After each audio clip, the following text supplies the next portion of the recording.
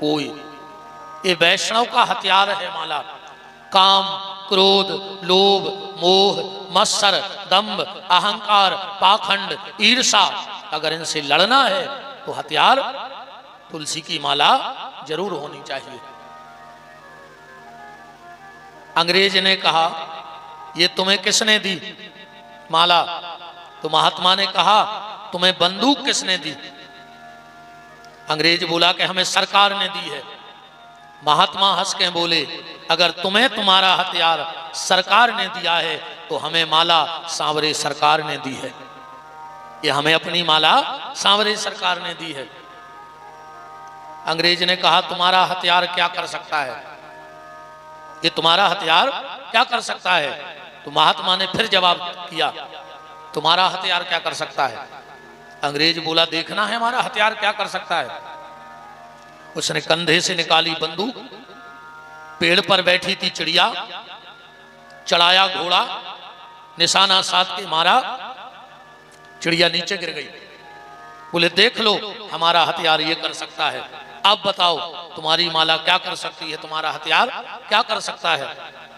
महात्मा उठे, अपने राम का किया दर्शन, माथे से लगाई माला और जोश मरी हुई चिड़िया पे रखी, चिड़िया फर्र से उड़ गई। बोले हमारा हथियार ये कर सकता है। अगर तुम्हारी बंदूक मार सकती है तो माला जिला सकती है। भगवान का नाम तुम्हें जीवन दे सकता है, तुम्हें नई राह दे सकता है, पर विश्वास के साथ, श्रद्धा के साथ अगर भगवत नाम में हमारी रुचि हो जाए। और शास्त्र तो यहां तक कहता है कि जिसकी 4 चीजों में श्रद्धा नहीं है वो कभी गोविंद को पा नहीं सकता है। अगर इन 4 चीजों से आप प्रेम करते हो तो निश्चित गोविंद आपसे प्रेम करेगा, परमात्मा आपसे प्रेम करेगा। 4 चीजें कौन? सबसे पहले गैया। अगर गौ माता में आपकी श्रद्धा है तो ठाकुर जी आपसे प्रेम करेंगे। एकादशी के व्रत में जिनकी श्रद्धा है भगवान उनसे प्रेम करने लगते हैं। वृंदा महारानी की सेवा, तुलसी की सेवा, अगर आप तुलसी की सेवा करते हो तो भगवान आपसे प्रेम करेंगे। और नाम संकीर्तन में, नाम जप में अगर आपकी श्रद्धा है तो भगवान आपसे प्रेम करेंगे। फिर आपको भगवान से प्रेम करने की आवश्यकता नहीं है, भगवान आपसे प्रेम करेंगे अगर इन 4 चीजों में आपका भाव जुड़ गया तो। गौ माता, एकादशी का व्रत, तुलसी की सेवा और नाम गान में रुचि, भगवान के नाम में रुचि। तो ये भगवान का नाम मुर्दे को भी जगा देता है। और गोस्वामी जी कह रहे हैं कि जो नाम नहीं ले रहा है वो जीते जी भी मुर्दे के समान है। अगर भगवान का नाम तुम्हारी जिह्वा से नहीं निकलता तो तुम जीते जी भी मुर्दा हो। जिन हरि भगत हृदय नहीं आनी तो जीवत सौ समान ते ही प्राणी। तो बिना नाम के जीवन कैसा? जब हनुमान जी रावण के दरबार में पहुंचे, रावण हनुमान जी को अपना वैभव दिखा रहा था। हमारा सोने का महल देखो, हमारा परिवार देखो, हमारी पहुंच पकड़ देखो। हनुमान जी देख ही नहीं रहे थे। रावण को गुस्सा आ गई और गुस्से में कहता है क्यों रे बानर, मैं तुझे अपना वैभव दिखा रहा हूं और तू देख नहीं रहा है। हनुमान जी ने बड़ा प्यारा जवाब दिया, कहा रावण जो तेरे घर में है वो मैं देखता नहीं हूं और जो मैं देखता हूं वो तेरे घर में है नहीं। रावण ने कहा मेरे घर में किस बात की कमी है, किस चीज की कमी है हमारे घर में? हनुमान जी बोले रावण तुम विद्वान हो, तुम खुद बताना कि तुम्हारे घर में किस चीज की कमी है। रावण ने कहा पूछो। हनुमान जी ने कहा रावण एक बात बताओ, किसी नारी के लिए करोड़ों रुपए का जेवर पहना दो और उसे कपड़ा ना पहनाओ तो क्या कोई समझदार व्यक्ति उस तरफ देखना पसंद करेगा? रावण कहता है नहीं करेगा।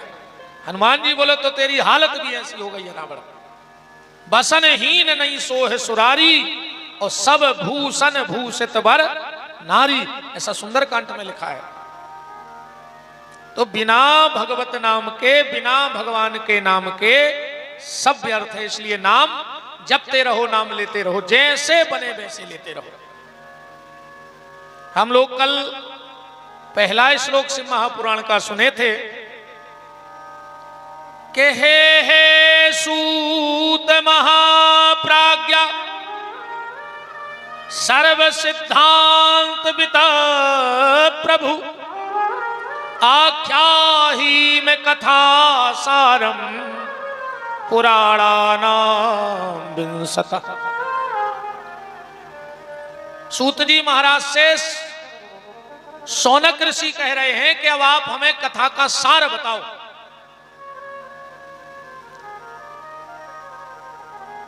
दुनिया की बातें छोड़ दो, आप तो हमें अब सार बताओ। सूत जी महाराज शिव महापुराण की कथा का उल्लेख कर रहे हैं। और कल हमने आपको बताया था अश्वमेधम कृतम, चाहे अश्वमेध यज्ञ कर लो और चाहे जीवन में एक बार घर में शिव महापुराण की कथा सुन लो। शौनक ऋषि बोले कि आपने तो बड़ा महत्व बता दिया शिव महापुराण का, क्योंकि कलयुग में अश्वमेध यज्ञ करना संभव नहीं है, हमने कल भी कहा था। 12 ज्योतिर्लिंग, सप्तपुरी, गंगा, गया, सारे तीर्थ में जाकर के तपस्या कर लो और शिव महापुराण की कथा कर लो।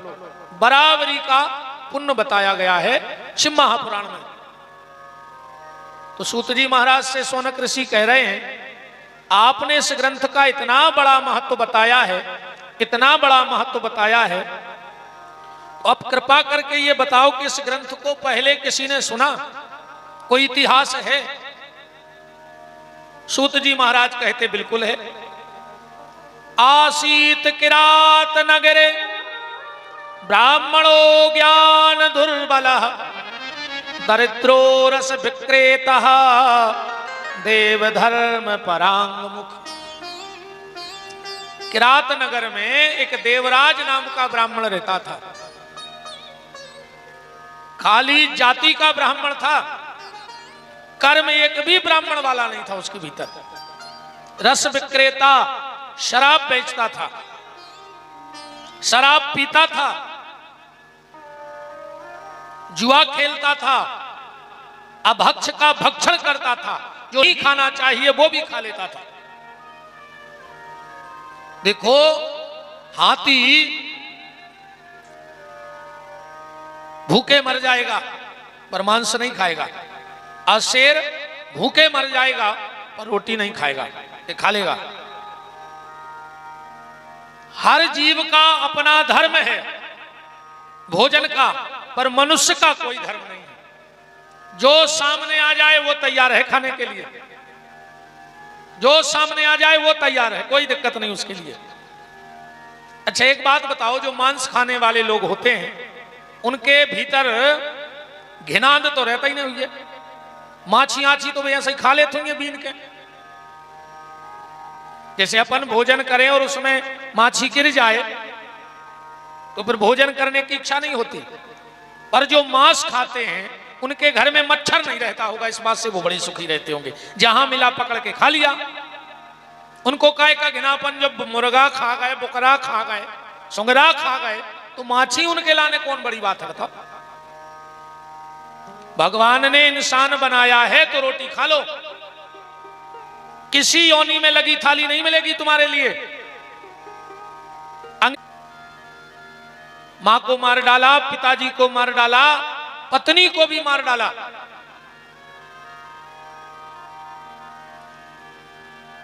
अब तो जब तक धन रहा तो वेश्या ने साथ दिया, क्योंकि गोस्वामी तुलसीदास जी ने अपनी ग्रंथावली में लिखा है कि परधन में दूसरे का धन और दूसरे का मन हरने में ऐसी महिलाएं बड़ी चतुर होती हैं। पर धन पर मन हरण में गणिका बड़ी प्रवीण, और तुलसी चतुर वो जानियो जो राम भजन में लीन। जब पूरा धन देवराज नाम के ब्राह्मण का इस वेश्या ने हरण कर लिया तो एक दिन इसको घर, अब ना तो मां बची, ना पिता बचा, ना पत्नी बची, ना परिवार बचा और ना संपत्ति बची। देखो जीवन में कष्ट 5 जगह से आता है। मानव जीवन में कष्ट कहां से आता है? 5 जगह से। पहला संसार से। तो सबने सोचा पंडित जी हैं, अब मंदिर वालों को क्या पता कि पंडित जी का पिछला जीवन क्या रहा है। मंदिर में पड़े रहते, बूढ़े हो गए थे, 2-4 रोटी खाने को मिल जाती। कुछ दिन बाद मंदिर में शिव महापुराण की कथा बैठी। सूत जी महाराज कह रहे हैं कि शिव महापुराण की कथा बैठी और उसी समय इसको बुखार आ गया, ज्वर। अब कोई सेवा करने वाला तो था नहीं, थोड़ा बहुत कुछ पा लेता फलल, मंदिर में ही पड़ा रहता।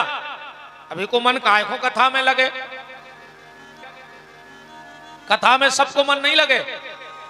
एक बात बताना, किसी महिला की नाक कट गई हो, इतनी एक्सीडेंट में इतनी नाक कट जाए, अब उसको तुम कितनी बड़ी ज्वेलरी की दुकान में ले जाओ, ओके का काम की बताओ। चाहे राजस्थान का सोना हो, चाहे जयपुरी हार हो, कितनी महंगे सोने की दुकान में ले जाओ, पर जिसकी नाक कट गई उसके लिए सोना किस काम का। जैसे नकदी के लिए सोने की दुकान किसी काम की नहीं है, ऐसे ही कपटी के लिए भगवान की कथा भी किसी काम की नहीं है। उसका मन नहीं लगेगा कपटी का। कपटी आदमी कथा सुना ही नहीं सका, कथा में बैठा ही नहीं सका। तुम जबरदस्ती लेवाई लिया हो सो तुम्हें बैठा के भाग जाए, चाहे फिर वो तुम्हें लेवा भी आ जाए शाम को गाड़ी से। हाँ, तुम कितना खेच तान के लेवल यो कि चलो 2 मिनट को चलो, तुम्हें तो छोड़ दे, वो नहीं बैठ सका। जैसे नकदी के लिए सोना किसी काम का नहीं है, ऐसे भीतर के कपटी के लिए सत्संग भी किसी काम का नहीं है, वो बैठ नहीं सकता कथा में। कथा में बैठना सबके बस की बात थोड़ी है। पर जो कथा में नहीं बैठत, कीर्तन में नहीं बैठत, मंदिर में नहीं बैठत, भगवान कहते थे नहीं बैठो, अब हम तुम्हें अस्पताल में बैठा रहे हैं हफ्ता को, होते तो बैठो। जो भजन को टाइम नहीं निकालते, कथा को टाइम नहीं निकालते, कीर्तन को, अपन को चलो कथा है, हमें यार टाइम ही नहीं आवे, अब टाइम ही नहीं आ, अबे हमें टाइम ही नहीं आ। वो तो जो अच्छो है कि मौत बता के नहीं आऊ कि हम कल आ रहे हैं, ना आदमी कह दे कि कल ले जो आ रहा है, हमें टेम ही नहीं है। वो तो अचानक मौत आ जाते तो आदमी को समझवे को मौका नहीं मिले। जिनको कथा को टाइम नहीं मिलता, कीर्तन को टाइम नहीं मिलता, भजन को टाइम नहीं मिलता, जो बहुत ज्यादा व्यस्त रहते हैं संसार में, भगवान कहते हैं रुक जाओ बेटा, ये बार तो हमारी गलती हो ही गई कि तुम्हें आदमी बना दो, अगली बार हम तुम्हें ऐसो बना के पहुंचे हैं कि तुम्हें काम ही नहीं रहे। ये बार टाइम नहीं आ, अगली बार भगवान कहते हैं हम ऐसो बना के भेजे हैं कि तुम्हें काम ही नहीं रहे। पता है अगले जन्म में कावन हो? कुत्ता। बताओ कुत्तों हो का काम है कछु काम? 1% को काम नहीं है कुत्तों हो पूरी जिंदगी में। ये पूरे बेइया जो उनको भजन को टाइम नहीं रहते, तो सत्संग में टाइम नहीं रहते। तो अच्छा, अक्सर एक बात और देखियो, कोनो गांव चले जाइयो, कोनो शहर चले जाइयो, सबसे ज्यादा कुत्ता मिले हैं मंदिरों के थे। सबसे ज्यादा कुत्ता मंदिरों के मिले थे। काहे उनको याद रहे थे कि पिछली बार हमें तो आए नहीं थे, सो जागत भाई है ऐसे अब ये बार तो जाई। अच्छा, ये बार मंदिर जे हो तो पुजारी जी प्रसाद दें, मंदिर तो जाने पड़े। अगले जन्म में कुत्ता बन के जाओ सो पुजारी जी लठ दें। इसलिए कुत्ता बन के अगली बार मंदिर ना जाना पड़े, इसलिए अभी थोड़ा बहुत टाइम भगवान के भजन को निकाल लिया करो। एक घड़ी आधी घड़ी यादव में पुनियाद, तुलसी चर्चा राम की हरे कोट अपराध। और फिर भैया एक बात और समझ लो, दुनिया के जितने काम हैं भी तुम्हारे जावे के बाद हो जाए हैं, गारंटी कहाई। तुम आधो मकान बना के मर जाओ, बाल बच्चे पूरा करवा लें।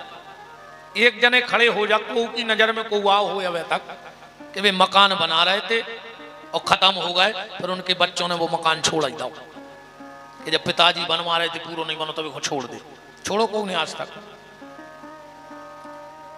पैसा दे के मर जाओ, घर के ले ले हैं, पैसा लेके मर जाओ, घर के चुका दें जैसे मन है। शादी संबंध तय करके मर जाओ, घर के पूरो कर ले जरूर रखें भी थोड़ी से कि होली हो जाए, रंग डल जाए। सुनो बाप से मतलब नहीं है कि वो मर गए, वो तो दुनिया खा के बताओ 1 महीना भाव इनके शादी होने लगी, समाज के डर से भी रुक गए हैं।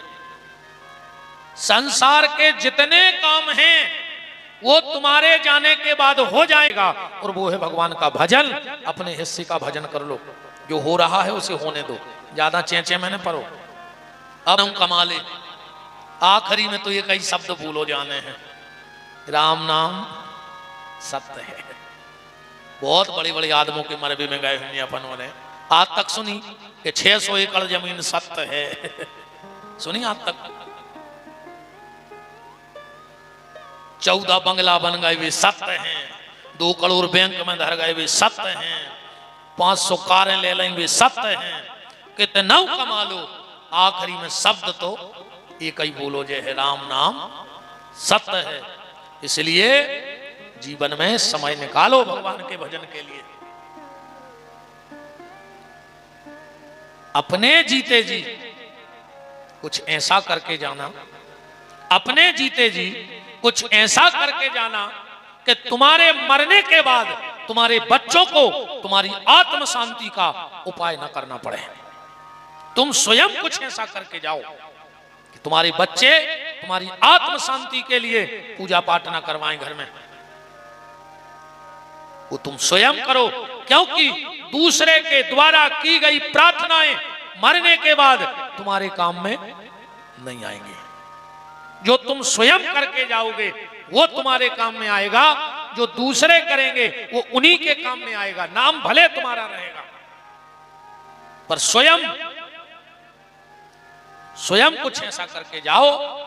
तो ये देवराज नाम का ब्राह्मण, इसका मन तो नहीं था कथा में, पर मजबूर था, बीमार पड़ गया तो वहीं मंदिर में पड़ा रहता।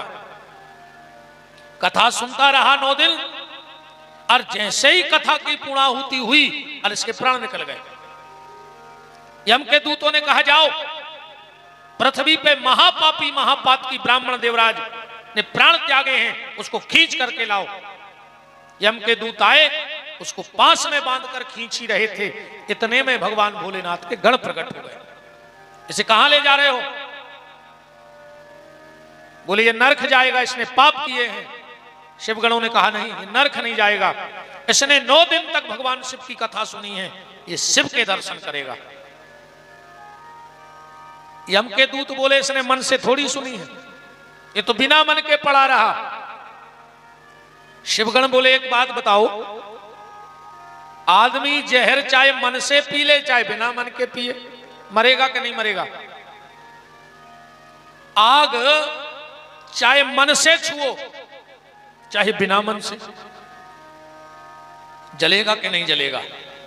ऐसे ही भगवान का नाम है, चाहे मन से लो चाहे बिना मन से लो, पर आदमी तर जाएगा, ये गारंटी की बात। यही तो परमात्मा की कृपा है कि बिना मन से भी अगर कोई कथा सुन ले तभी उद्धार हो जाएगा। सूत जी महाराज कहते हैं कि देवराज नाम के ब्राह्मण ने बिना मन से भगवान की कथा सुनी तो वो शिव के धाम को चला गया, और जो श्रद्धा और भाव से भगवान शिव की कथा सुन ले उसका तो जीवन में आनंद ही आनंद हो जाएगा। शौनक ऋषि बोले कोई और प्रमाण है? बोले हाँ एक प्रमाण और है। दूसरा कौन सा प्रमाण है? बोले बिंदुक नाम का ब्राह्मण था। ध्यान से सुनना, यहां तो अकेला देवराज बेकार था, बिंदुक का तो पूरा गांव ही बेकार था, पूरा गांव बेकार था। इसकी शादी हो गई बिंदुक नाम के ब्राह्मण की पत्नी का नाम था चंचुला। सूत जी महाराज कह रहे हैं कि चंचुला बड़े अच्छे परिवार से आई, कारवान परिवार से आई थी, उसके परिवार में खूब पूजा पाठ होता था। पर जब बिंदुक नाम के ब्राह्मण के घर में आई, ये तो महापापी था, और अकेला वो पापी नहीं था, पूरा गांव पापी था। उस गांव में कोई भी स्त्री किसी पुरुष के पास चली जाए, कोई भी पुरुष किसी स्त्री के पास चला जाए, वहां किसी को कोई दिक्कत नहीं थी।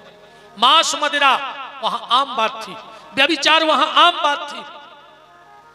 चंचुला आई तो चंचुला को वो माहौल बड़ा बेकार लगा, क्योंकि बहुत अच्छे परिवार से आई थी वो। एक बिंदुक नाम का ब्राह्मण एक वेश्या के यहां जाता था। चंचुला ने कहा नाथ आप उस वेश्या को छोड़ दो, अब आपकी शादी हो गई। इसने कहा हम उसे नहीं छोड़ सकते। तो चंचुला ने कहा नाथ अगर तुम्हें उस वेश्या के साथ ही रहना था तो हमारा जीवन बर्बाद क्यों किया, हमसे शादी ना करते। अब आप महीनों घर नहीं आते तो ना तो हमें आपकी सेवा का सौभाग्य मिलता है। तो दोनों में बड़ा विवाद होने लगा। और एक बात बहुत ध्यान से समझना, जो अच्छे पति पत्नी नहीं बन सकते वो कभी अच्छे माँ बाप नहीं बन सकते। अगर अच्छे माँ बाप बनना है तो आपको अच्छे पति पत्नी बनना पड़ेगा पहले, क्योंकि आज के जो माँ बाप हैं वो कल के पति पत्नी हैं, और जो आज के पति पत्नी हैं वो कल के माँ बाप बनेंगे। जब माँ बाप में झगड़ा होगा तो आप बच्चों को क्या संस्कार दोगे बताओ। और आज वर्तमान समय में पैसा कमाना कोई बड़ी बात नहीं है। पैसा तो डलो है, तुम जितना इकट्ठो कर पाओ सो कर लो। पैसा पुरो है, वे तो कर्म भागी बैठे बैठे रो रहा है कि चाल ही नहीं चल रहा। कमावे खड़े तो हो जाओ। पैसा कमाना कोई बड़ी बात नहीं आज के समय में। नाम कमाना कोई बड़ी बात नहीं आज के समय में। सोशल मीडिया इतनी एक्टिव है कि 2 मिनट में पूरी दुनिया जानने लग। अब भाई हफ्ता 15 दिन पहले वो बाबा को जानत तो 300-400 मार गए, पूरा विश्व जानने लगो 2 मिनट में। बताओ, एक पहला पन्ने सुनी थी कब उनको इतने बड़े बाबा जी हैं, अब सब जान रहे। नाम कमाना कोई बड़ी बात नहीं, पैसा कमाना कोई बड़ी बात नहीं। सबसे बड़ी बात आज के समय में है, अगर आप अपनी संतान को संस्कारवान बना सकते हो तो समझना आप दुनिया के सबसे धनी आदमी हो।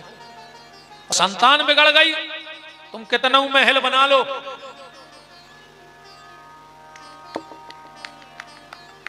दो पत्तों में सब बाहर हो जाए। और अगर जाय आदत पड़ गई तो आदत रात तुम ही बाहर हो जाओ। तुम 2 गिलास एक्स्ट्रा फंस के आ गए, इतने लठ दे है तुम में के तो कुआ में कूद के मार जाओ ना, जहर खा लो। ज्यादा संपत्ति के पीछे न पड़ो। जो ज्यादा संपत्ति खट्टी करत है, गड़ा गड़ा धरत है, जन्म में को बनत ये बनत है सुंगरा। अक्सर करके देखियो, तुम ने देखो तो अब देखियो, सुंगरा कबू तुम्हें खड़ो नहीं मिल, जहां खड़ो हुई है उतनी जमीन खोदा थे। कासो खबर रहता कि हमने कहूं गड़ा दो तो यार मिल है नहीं रहा, तो पूरी जिंदगी अपनी जा जाता ढूंढत फिर जमीन में खोद खोद कर। इससे ज्यादा धन के पीछे ने पगले आओ। संतान को अच्छी गली रखा देना, तुम्हारा जीवन सफल हो गया। औलाद भर अच्छी गली चली जाए तो समझ लियो तुम्हारा मनुष्यतन सफल होगा। पर आजकल तो घर ही नहीं बन रही पति पत्नी में। 10 मिनट को बैठा दे वे लड़ पर, 10 मिनट इकट्ठे बैठा दो, उनमें लड़ाई हो जाए। और लड़ाई कितनी, आप हमें आवे तक समझे ने, घरवाली के थे तुम हमें अबे तक समझे ने, और घर वालों के तुम हमें समझ नहीं पाई, और 2 ही लड़ बैठा थे। आप बताओ, जब तुम एक दूसरे को न समझो तो को समझे? अच्छा, मम्मी पापा लड़े और बच्चा दूसरे कमरा में ताली बजा भी गए कि बिना टिकट को खेल चालू होगा, देखो मजा जब तक देख सको, है ना? पति और पत्नी को कैसे होना चाहिए? पति और पत्नी को, एक को सूर्य होना चाहिए और एक को चंद्रमा होना चाहिए। मतलब अगर कभी पति क्रोध में आ जाए, सूर्य की तरह गर्म हो जाए, तो पत्नी को चंद्रमा बन जाना चाहिए। और कभी अगर पत्नी सूर्य बन जाए, क्रोध में आ जाए, तो पति को चंद्रमा बन जाना चाहिए। उस गृहस्थी की गाड़ी कभी गड़बड़ नहीं हो सकती जिस घर में पति पत्नी सूर्य और चंद्रमा की तरह रहते हो।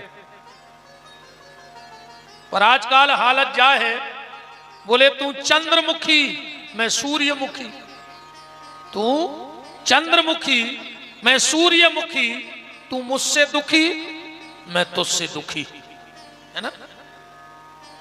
तू चंद्रमुखी मैं सूर्यमुखी, तू मुझसे दुखी मैं तुझसे दुखी, चलो दो ही जने छत से कूद जाइए, हम भी सुखी और तुम भी सुखी। वृंदावन बिहारी लाल की जय।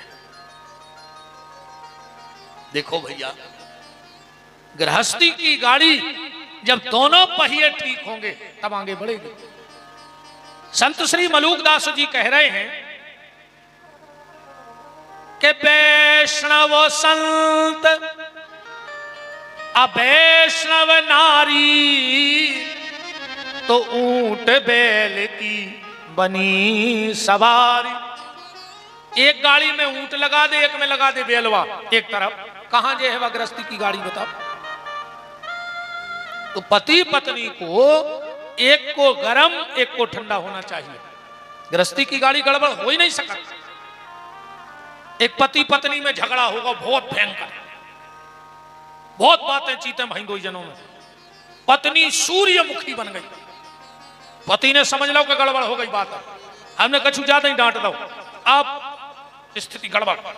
पत्नी अंदर गई, अलमारी खोली और कपड़ा निकाल के सूटकेस जमान लगी। पति ने देखो कि बात तो ज्यादा बिगड़ गई, अब नहीं रुक रही। अब अगर कछु और कह रहे तो और ज्यादा झगड़ा हुई है। तो पति चुपचाप गया और अपनी अलमारी खोल के अपने सूटकेस में कपड़ा जमान लगो। घरवाली ने देखी कि झिका कर रहे, कह लगी तुम क्या कर रहे? पति बोलो तुम क्या कर रहे? बोले हम मायके जा रहे। पति बोलो हम ससुराले जा रहे। बच्चा भी लगे हैं 2-3 दिन से कि पापा चलो मामा का। हम सोच रहे तुम जा ही रही, हम भी संगे चल रहे। इतनी कही, पत्नी को हंसी आ गई और बोली यही अदा तो तुम्हारी मेरी जान ले लेती है। झगड़ा खत्म होगा, है ना? हो गया झगड़ा खत्म कि नहीं? बात ये चल रही है कि जब पति पत्नी में प्रेम होगा तो बच्चों को संस्कार वो दे सकते हैं। और वर्तमान समय में आप अपने बच्चों को बुरी नजर से तो बचाना, तभी जिंगे पैरइयो गड़ा भभू दवइयो, बुरी नजर से तो बचाना, पर निवेदन यह है कि बुरी संगत से जरूर बचाना, क्योंकि आज हम बुरी नजर से तो बच्चों को बचा रहे हैं पर बुरी संगत से नहीं बचा रहे हैं। तुम्हारे संस्कार अच्छे हैं पर बुरी संगत में अगर तुम्हारी औलाद पड़ गई तो वो गलत रास्ते चली जाएगी। इसलिए कोशिश करो कि बच्चों को बुरी नजर से बचाओ पर बुरी संगत से भी बचाओ। अगर तुम अपने बच्चों को बचपन में कार नहीं दोगे, घंटे 2 घंटे रोएगा फिर चुप हो जाएगा। अगर बचपन में कार लाके नहीं दे रहे हो तो घंटे 2 घंटे रोएगा, और अगर संस्कार नहीं दे रहे हो तो जीवन भर रोएगा। इसलिए अपने बच्चों को कार दे, खरीदना चाहे न खरीदना, संपत्ति इकट्ठी करना चाहे न करना, पर उसको संस्कार और शिक्षा बहुत प्यारी दे देना। चंचुला और बिंदुक में बड़ा विवाद हुआ, खूब समझाया चंचुला ने कि आपसे निवेदन है कि आप उस वेश्या के यहां जाना छोड़ दो। उसने कहा नहीं छोड़ सकते। एक दिन की बात, धीरे धीरे चंचुला भी उसी गांव में उसी कुसंग में पड़ गई, वो भी पर पुरुष का साथ करने लगी। एक दिन की बात, बिंदुक घर में आया, वो चंचुला को किसी पर पुरुष के साथ देखा, डंडा उठाकर जानवरों की तरह पीटा, बहुत मारा उसने। और कहा कि तुम पर पुरुष के पास थी।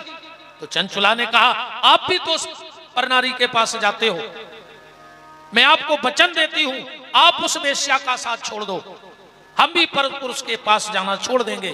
पर ये बिंदुक तो इतना गिर गया था, इसने कहा देखो तुम पर पुरुष के पास जाती हो मुझे कोई दिक्कत नहीं है, खूब जाओ, पर उनसे कुछ पैसा ले लिया करो जिससे अपने घर का खर्च चलता रहे। बिल्कुल पतित हो गया ये ब्राह्मण। सूत जी महाराज कहते हैं काल चक्र चला और चलते चलते कालेन निधनम, बिंदुक नाम का ब्राह्मण मर गया। चंचुला भी बुढ़ापे की तरफ, वृद्ध अवस्था की तरफ पहुंच गई। एक दिन की बात, गांव में से कुछ महात्मा निकले, इसके पुराने संस्कार जागृत हो गए। महात्माओं के पीछे चलते चलते चलते चलते गोकर्ण क्षेत्र में चंचुला पहुंच गई। साधुओं ने एक मंदिर में डेरा डाला, वहां पर उसी दिन शिव महापुराण की कथा बैठी थी। चंचुला वहीं कथा सुनने बैठ गई। पंडित जी कह रहे थे कथा में कि जो नारी पति के रहते हुए पर पुरुष का साथ करती है वो कभी स्वर्ग का दर्शन नहीं कर पाती है। और यहां तो जो लिखा है वो हम बोल भी नहीं सकते। आप कभी शिव महापुराण में बिंदुक और चंचला की कथा पढ़ोगे तो रोंगटे खड़े हो जाएंगे, पर व्यास गद्दी की मर्यादा है कि उतना हम बोल ही नहीं सकते, जैसे शब्द इसमें लिखे हैं। वो नारी अनंत जन्मों तक नरक में वास करती है, और जो पुरुष अपनी पत्नी को धोखा देता है वो भी अनंत समय तक नरक में निवास करता है। पंडित जी पतिव्रता नारी का चरित्र सुना रहे थे और बता रहे थे कि जो पति को धोखा देती है उसको कौन कौन सी यातनाएं नरक में भोगनी पड़ती हैं।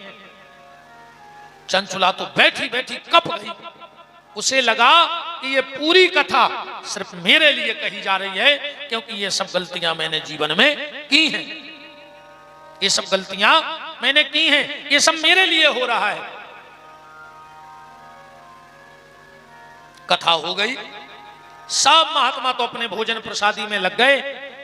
जैसे ही पंडित जी मंच से उतरे, चंचुला तो आके चरणों में गिर पड़ी और कहा महाराज आज आपने जो कथा बताई, देखो एक बात कह दे, बुरा नहीं मानना, लग भी जाए सो हमें ज्यादा दिक्कत भी नहीं हुई, हमें टेंशन नहीं रहती है। खराब लग जाए कल से यहाँ होने से ज्यादा का कर भाई बैठो ही ना, कल से बिल्कुल नहीं बैठी हो। अर्जुन ने, भगवान कृष्ण ने अकेले अर्जुन को गीता सुनाई थी, भीड़ तो हती न होते, एक जनो सुनत रहे बहुत है।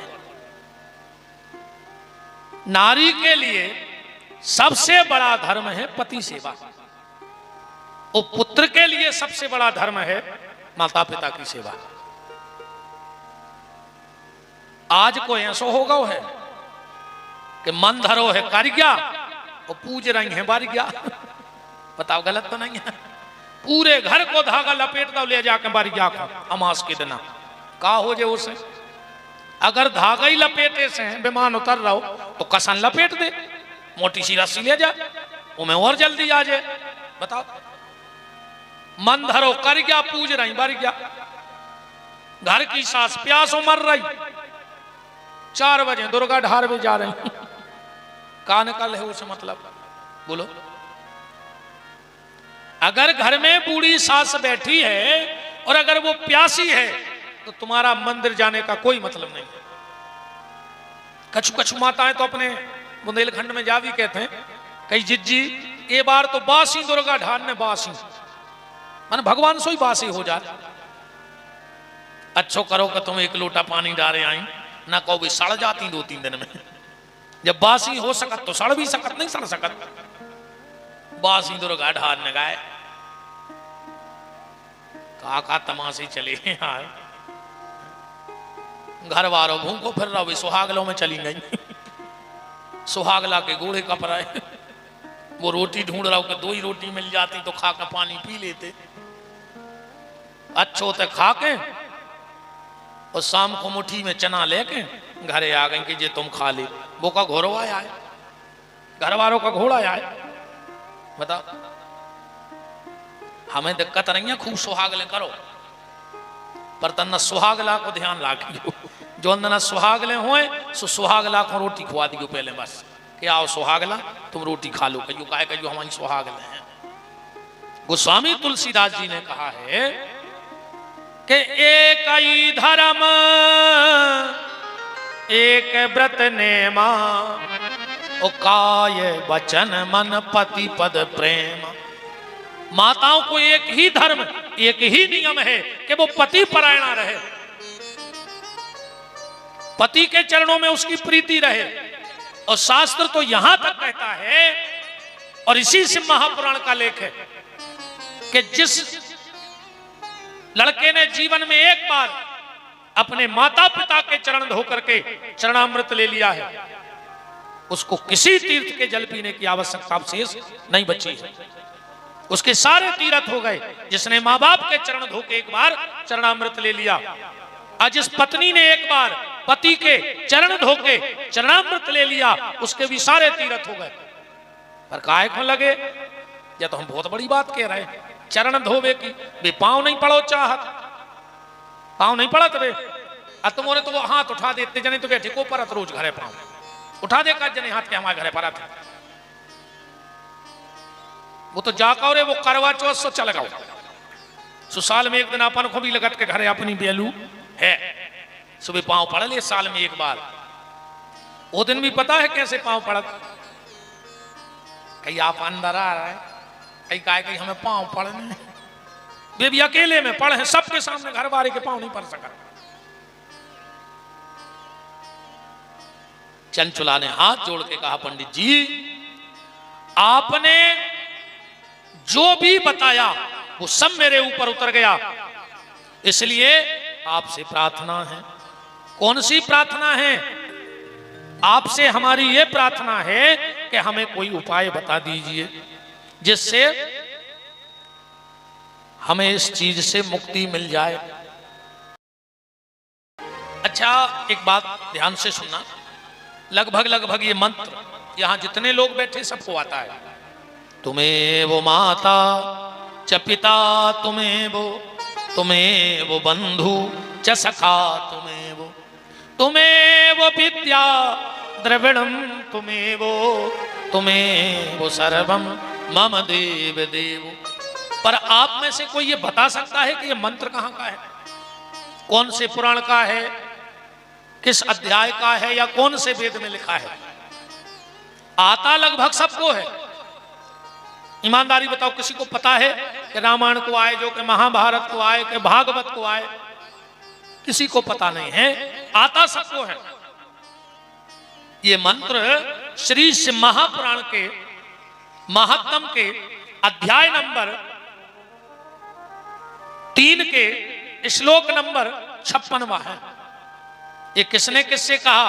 ये चंचुला ने पंडित जी से हाथ जोड़ के कहा कि पंडित जी अब तो सब तुम ही मेरे लिए हो, तुम ही माता, तुम ही पिता, तुम ही सब कुछ हो, पर मुझे इस पाप से मुक्त करा दो।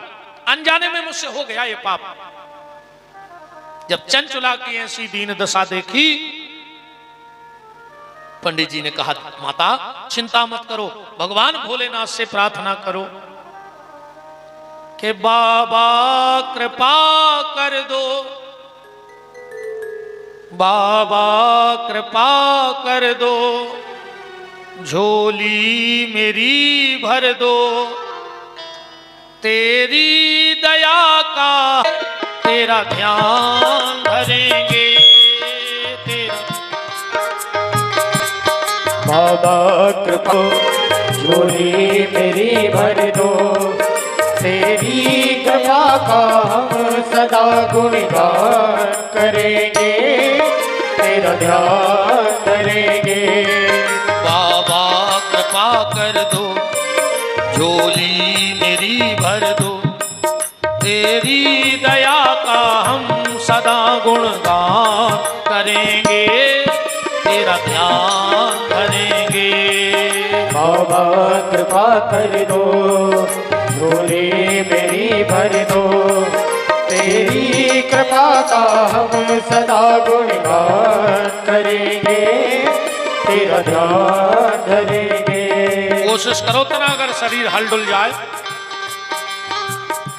अगर प्राण होए तो करो कोशिश। बाबा कृपा कर दो, झोली मेरी भर दो, तेरी दया का हम सदा गुणगान करेंगे, तेरा ध्यान धरेंगे।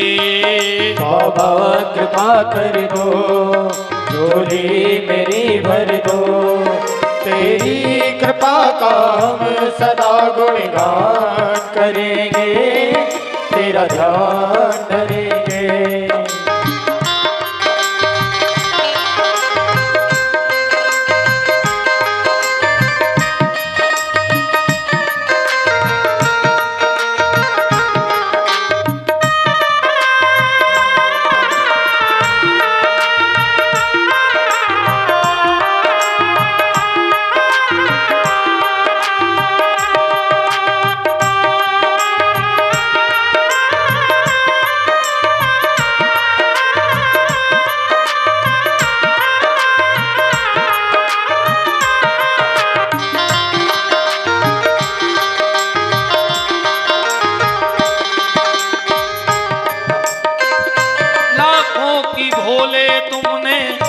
विपदा है टारी, फिर भी भोले मेरी झोली है खाली।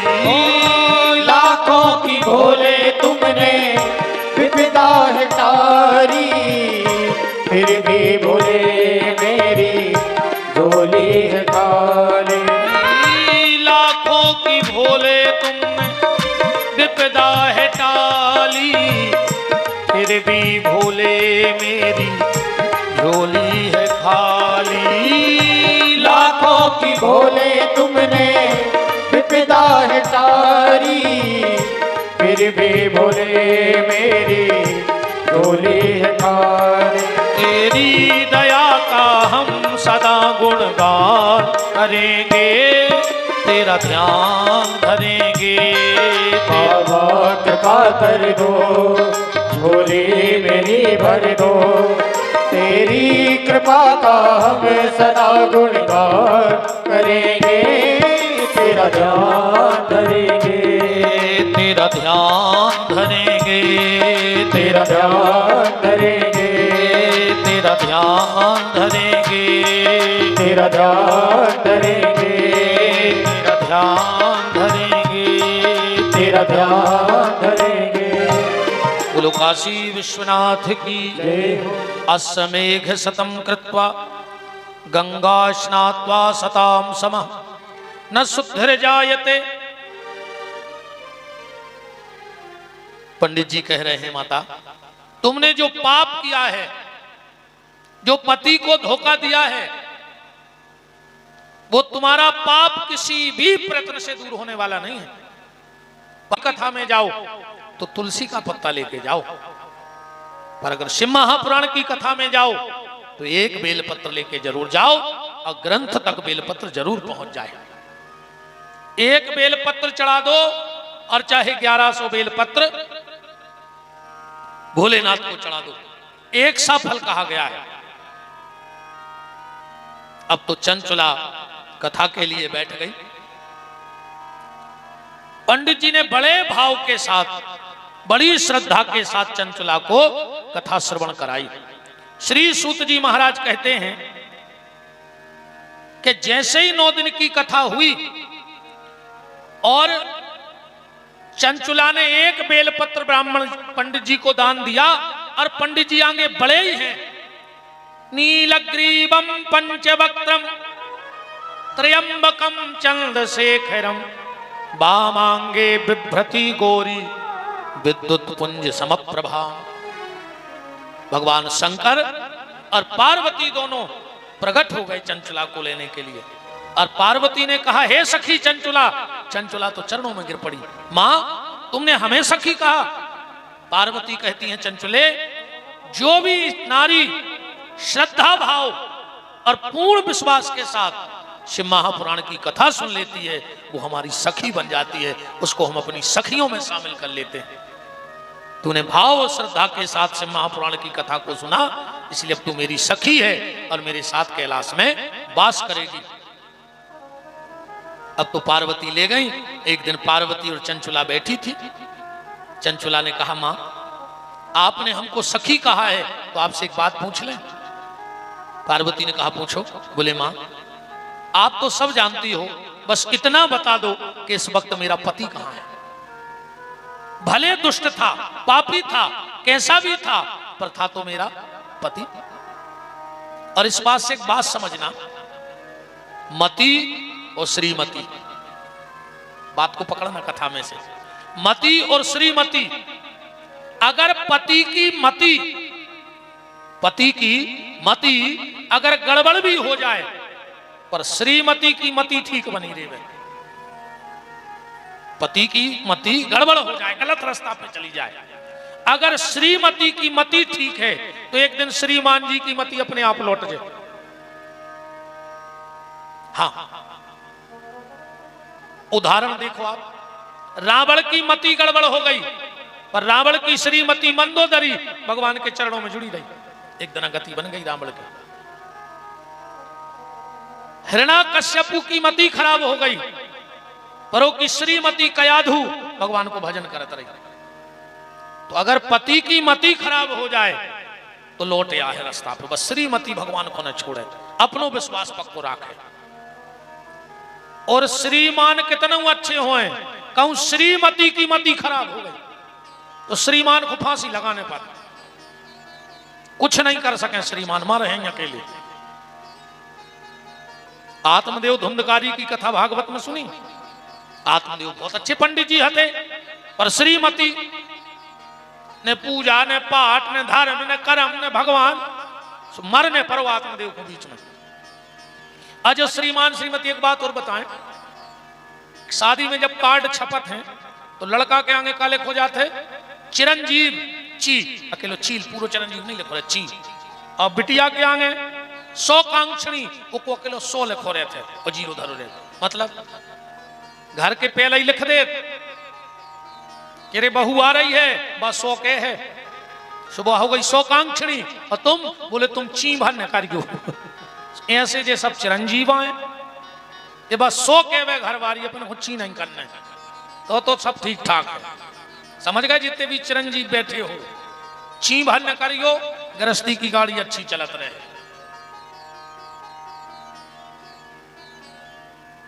अब श्रीमती, बहुत ध्यान से सुन लेना,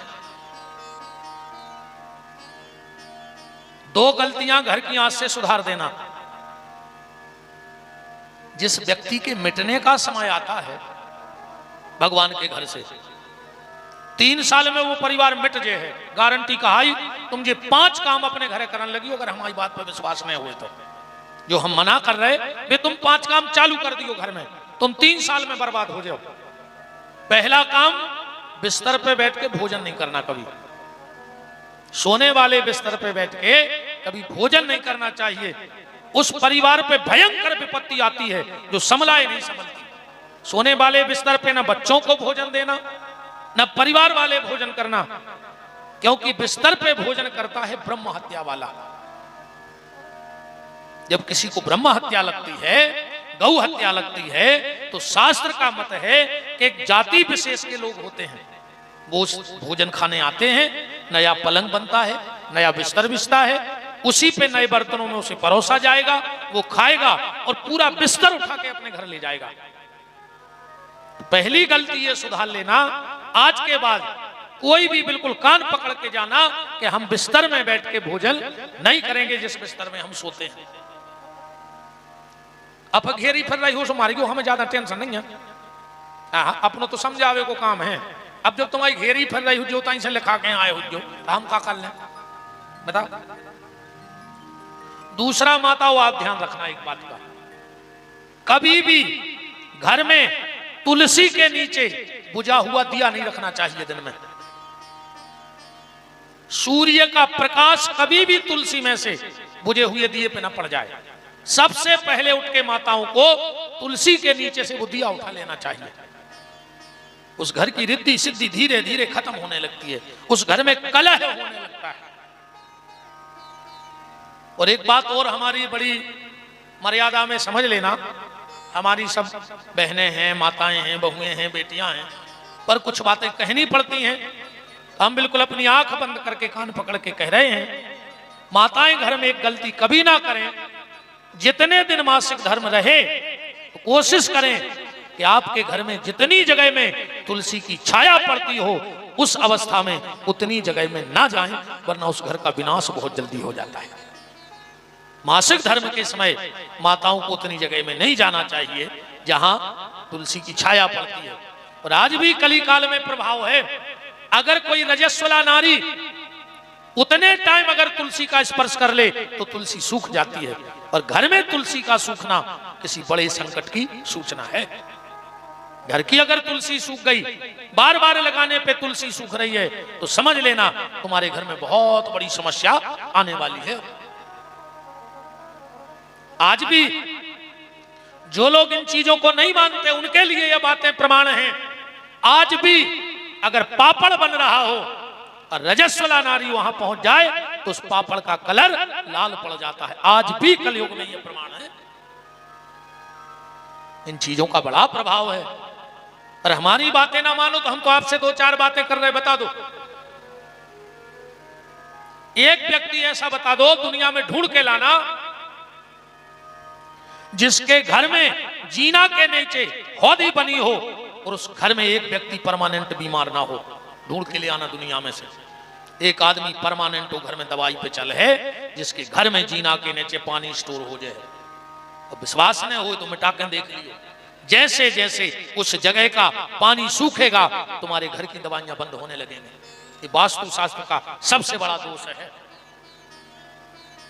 जिसके घर में सोने वाला पलंग अगर आईने में दिखता हो, खड़े हो जाओ। अगर उन पति पत्नी में झगड़ा ना होता हो तो हमारा चैलेंज है उनके लिए। हमारे सोने वाला पलंग कभी घर के आईने में नहीं दिखना चाहिए। कभी भी पलंग को ऐसा लगाओ कि आईने में ना दिखे। कभी भी सोने वाले कमरे में पितरों की फोटो मत लगाना भूल करके। उन पति पत्नी में कभी बन ही नहीं सकती है। जिस सोने वाले कक्ष में चाहे बच्चे सोते हो, चाहे बुजुर्ग सोते हो, चाहे युवा, पर सोने वाले कमरे में कभी भी अपने पितरों की फोटो नहीं लगानी चाहिए। ये सबसे बड़ा दोष है। अन्य मानो तो लगा के देख लियो भाई, ऊंची ने मानो तो ऐसी मान लियो, जब बीत जाए जब तो सदा रहो। कभी भी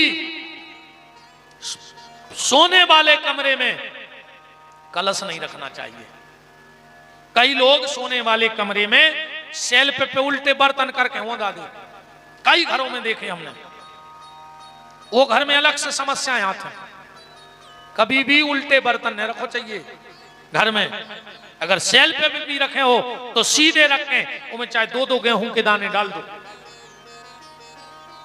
दो दो गेहूं के दाने डाल दो, पर कभी भी उल्टा बर्तन घर में नहीं रखना चाहिए। और सोने वाले कमरे में तो विशेष नहीं रखना चाहिए। इन चीजों के बड़े प्रभाव हैं।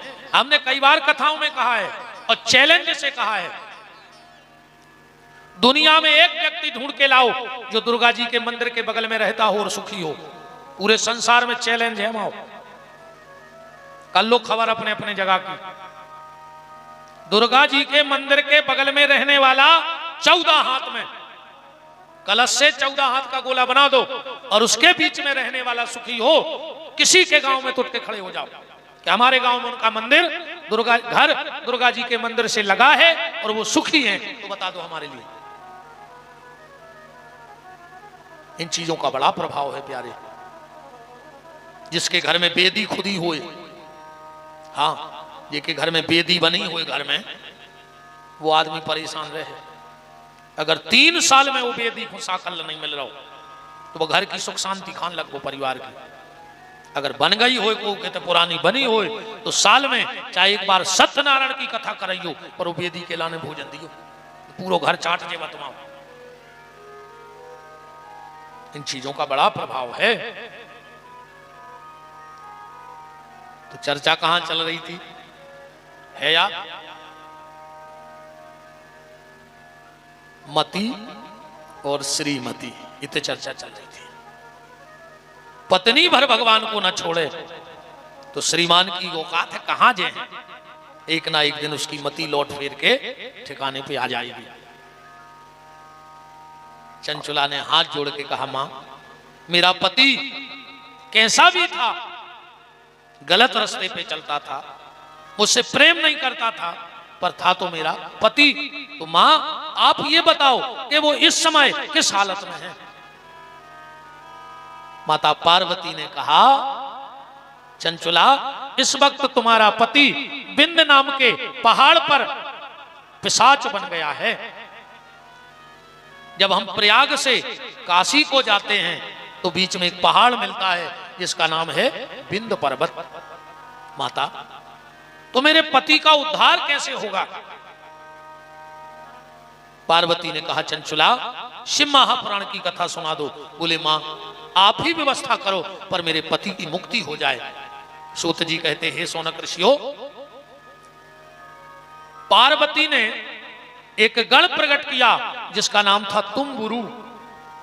कहा, तुम्बुरु तुम बिंद नाम के पहाड़ पर जाओ, इस चंचुला को यजमान बना लेना और इसके पति को बांध करके कथा सुनाना। वैसे तो सुनेगा नहीं।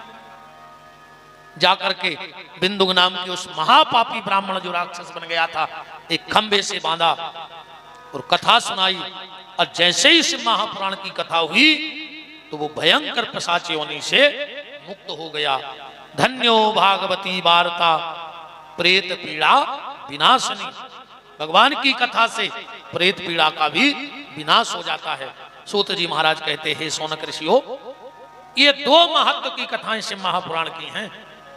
सोनक ऋषि बोले, महाराज आपने इतनी प्यारी महिमा सुनाई है शिव महापुराण की। अगर कोई व्यक्ति चाहे कि हम अपने घर में शिव महापुराण की कथा सुनाएं तो उसका कोई नियम है, कोई विधान है? सूत जी महाराज कहते हैं, हाँ बिल्कुल नियम है और बिल्कुल विधान है। क्या विधान है?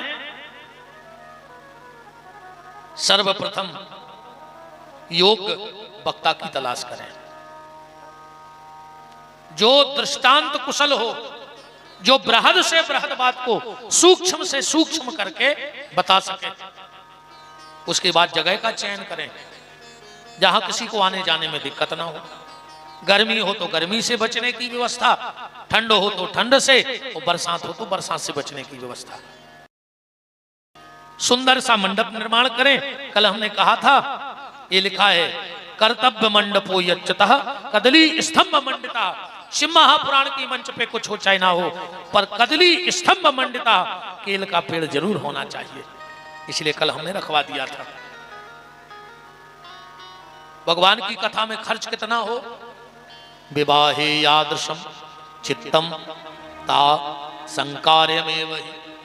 व्यक्ति जितना अपने घर में विवाह में खर्च करता है उतना ही भगवान के मंगल कार्य में खर्च करना चाहिए। अब ये नहीं लिखा कि 10 लाख हों कि 2000 हों। भगवान ने जिसको जिस लायक बनाया हो उस लायक भगवान के उत्सव में धन को खर्च करना चाहिए। शिव महापुराण की कथा का सबसे बड़ा एक नियम है, ध्यान से सुन लो।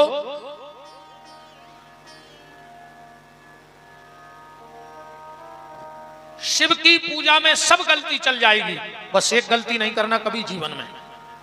चाहे आप शिव जी को जल चढ़ा रहे हो, शिव जी को बेलपत्र चढ़ा रहे हो, रुद्री बना रहे हो, शिव पूजन कर रहे हो, या शिव जी की कथा सुन रहे हो, या शिव चालीसा का पाठ कर रहे हो, तो कभी भी सिर पे पगड़ी बांध करके, तौलिया डाल करके, टोपी लगा करके शिव महापुराण की कथा को नहीं सुनना चाहिए।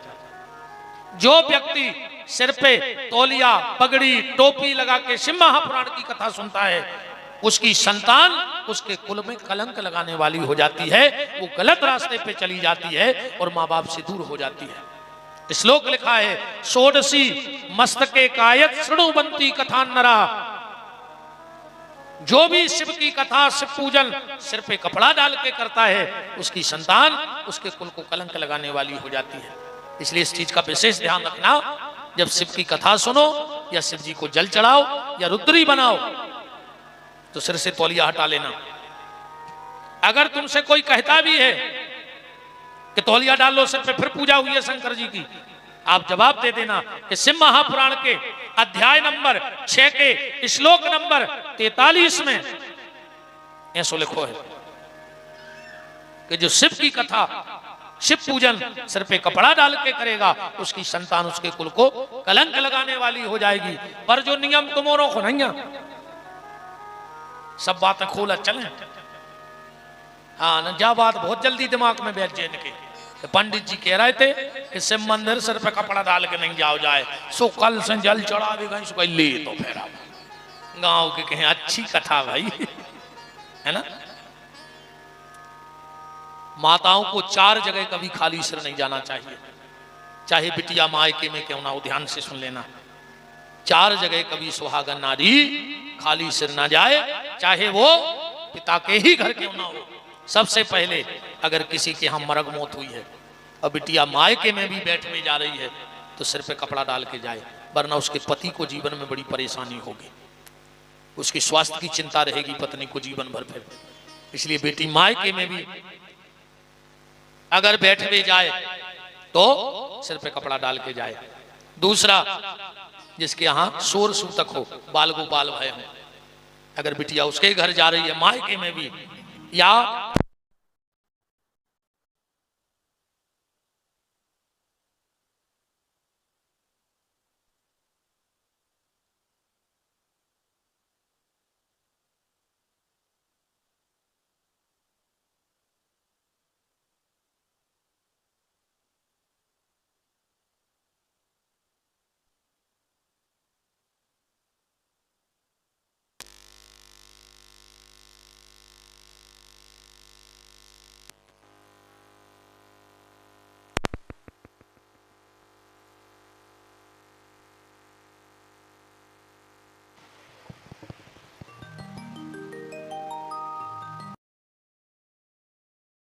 सुंदर सबसे प्यारा है भोले का नाम, ऐसा कर्म करा दे रे बाबा हो जाए बेड़ा पार, कभी तेरा द्वार न छूटे, भोले का नाम न छूटे, कभी तेरा द्वार न छूटे, भोले का नाम न छूटे, कभी तेरा द्वार न छूटे, कभी तेरा नाम न रूठे, कभी तेरा द्वार न छूटे, भोले का नाम न छूटे।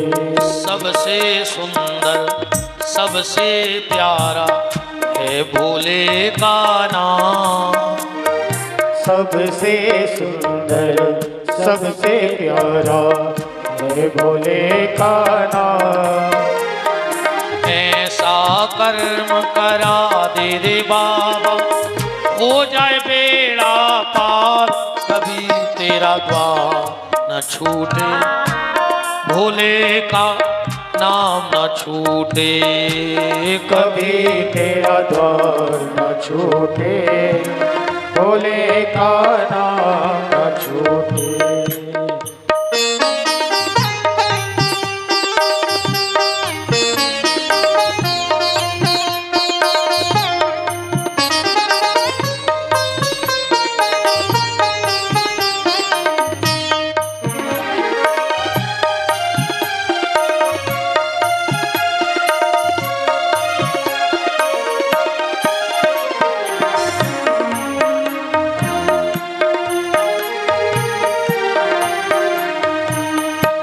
कभी तेरा द्वार न छूटे, कभी तेरा द्वार न छूटे।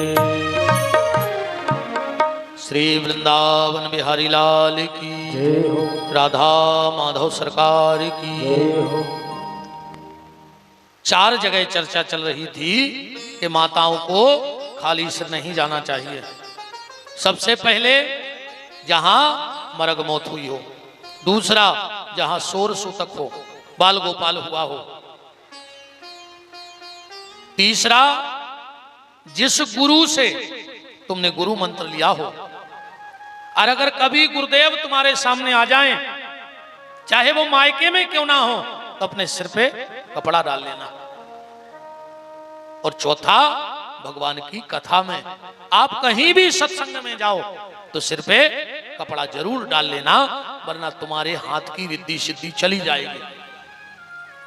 अब विशेषकर शिव महापुराण में कभी भी सुहागन नारी को भगवान के मंदिर में सत्संग में खाली सिर नहीं बैठना चाहिए। पर अब क्या करिए, बड़ी टेंशन को काम है। जो पहले मजाल है कि सिर को पल्लो कंधा पे आ जाए, और आज मजाल है कि कंधा को पल्ला सिर पे चलो जाए।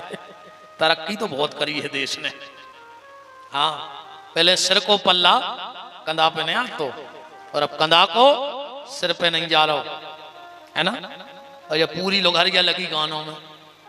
बहुत पहले गाना आओ तो ओढ़ ली चुनरिया तेरे नाम की, सब ठीक ठाक चल रहा हो तो फिर लोघरिया को लोग एक गाना बन गओ कि सर की जो सर से वो धीरे धीरे सत्यानाश हो गई, धीरे धीरे सब सत्यानाशी हो गई। बताओ, पहले बहुत कायदा मर्यादा है तो। हाँ, पहले अगर ससुर बैठो तो बहू निकलत नहीं आती, अगर निकलने पड़े तो बाल बच्चों से कह देती कि दादा से कह दो तना हट जाए, हमें निकल रहे हैं। आज की बहू में अगर ससुर माई को नहीं हो रहा हो तो वे मूड पे लात धर के भमक जाओगी। हाँ बिल्कुल, लात धर के उचट के बैठे रहो। तुम सब मान मर्यादा की सीताराम। पहले इतनी मर्यादा थी कि अगर खुद को बच्चा गोदी में रखें और बड़ो भैया आ गओ तो उठा के नीचे रख देते। बाप तो बाप हो तो। कई लोग इन सियानों में ऐसे बैठे हुए हैं, पिताजी तो छोड़ो, उन्हें अपने बड़े भैया के सामने अपने बच्चा गोदी न लाए हुए हैं, जबकि बड़े भैया भी पता है कि आए तो वही के। आज के जो भैया हरे अस्पताल ही में लाए फिर पप्पू पप्पू माने फुल नकटा हो गए, बेशरम होगा आज को आदमी। मान मर्यादा की सत्यानाश कर दी, कोई मान मर्यादा नहीं बची।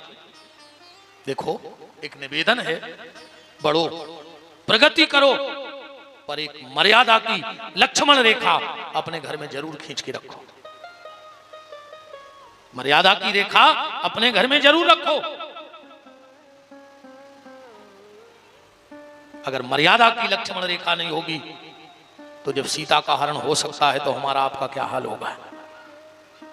अगर सीता जी लक्ष्मण रेखा ना नापती तो रावण कभी हरण नहीं कर सकता था। इसलिए एक मर्यादा की रेखा हर परिवार में होनी चाहिए, हर घर में होनी चाहिए कि इस मर्यादा के आगे कोई नहीं जाएगा। पर आज कोई मर्यादा नहीं बची, कोई संस्कार नहीं है।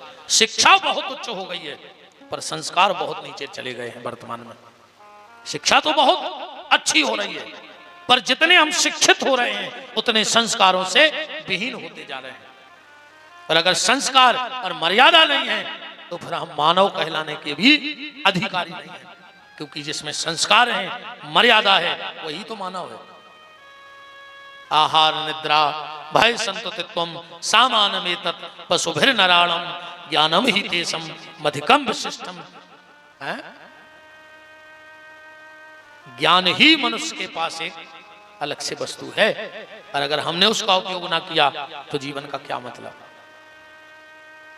तो भगवान शंकर की कथा में सिर पे कपड़ा डाल करके, पगड़ी लगाकर, तौलिया बांधकर, टोपी लगाकर भगवान की कथा को कभी श्रवण न करें।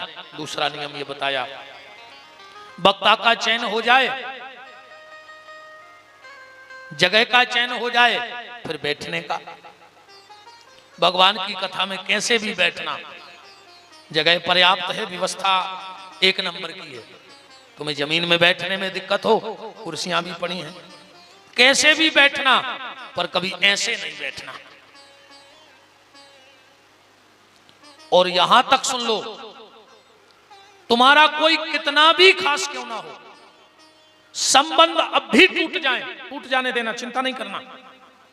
पर अगर तुम्हारे घर में कोई ऐसा आके बैठता है तो या तो उससे कह दो कि सीधे बैठ जाओ या उठ के मेरे घर से बाहर हो जाओ। ये सबसे बेकार आसन है ये वाली। और ना मानो तो 21 दिन तक पूरे परिवार वाले 5 मिनट सुबह उठ के ऐसे बैठना एक साथ। 22वें दिन मिलना हमें, या तो हमें मिलोगे ही नहीं। सबसे बेकार आसन है। और जितनी देर कोई हमारे घर में आके ऐसा बैठता है वो अपना पाप और अपनी दरिद्रता तुम्हारे घर में छोड़ता है और तुम्हारे घर की सुख समृद्धि अपने साथ ले जाता है। इसलिए कोई कितना खास हो उसको मना कर दो कि आप ऐसे मत बैठो हमारे घर में। आप लेट जाओ, सोफा पे बैठ जाओ, आपको जैसे बैठना है बैठ जाओ, पर ऐसे मत बैठो। ये सबसे बेकार आसन है। ये आसन नहीं लगानी चाहिए कभी भी। 2 चीजों को घर में संभाल लो, आप हमें याद रखोगे। पहला, ये आसन मत लगाओ। और दूसरा, हो सके तो घर का झाड़ू छुपा करके रख दो, लगाओ और छुपा के रख दो। बाहर का व्यक्ति तुम्हारे घर के भोजन में जो झाड़ू, मंदिर में, शयन कक्ष में, यहां का झाड़ू बाहर वाला न देख पाए। लगाओ और छुपा के रख दो। आपके घर की रिद्धि सिद्धि नहीं जा सकती। ये रिद्धि सिद्धि कौन है? ये भगवान गणेश जी की पत्नियां हैं, भगवान भोलेनाथ की बहुएं। अच्छा एक बात देखो, गणेश जी को मिली रिद्धि सिद्धि और अपन को मिल गई जिद्दी। समस्या देखो कितनी विकट बन गई। गणेश जी को रिद्धि सिद्धि और अपने घर जिद्दी नहीं है। ये तो हंस तक नहीं पा रहे बेचारे, कितने अडर आत्मा है। उनको लग रहा गुरुजी तुम तो चले जाओ, हम लोगों की हालत खराब हो जाए, जैसे हम हंस भी नहीं रहे। ये भगवान शिव का परिवार है, सब हैं देव और भोलेनाथ महादेव। अच्छे महादेव क्यों बन गए? एक दिन देवताओं ने बैठक करी, चर्चा करी। अब बोले एक काम करो। बोले क्या?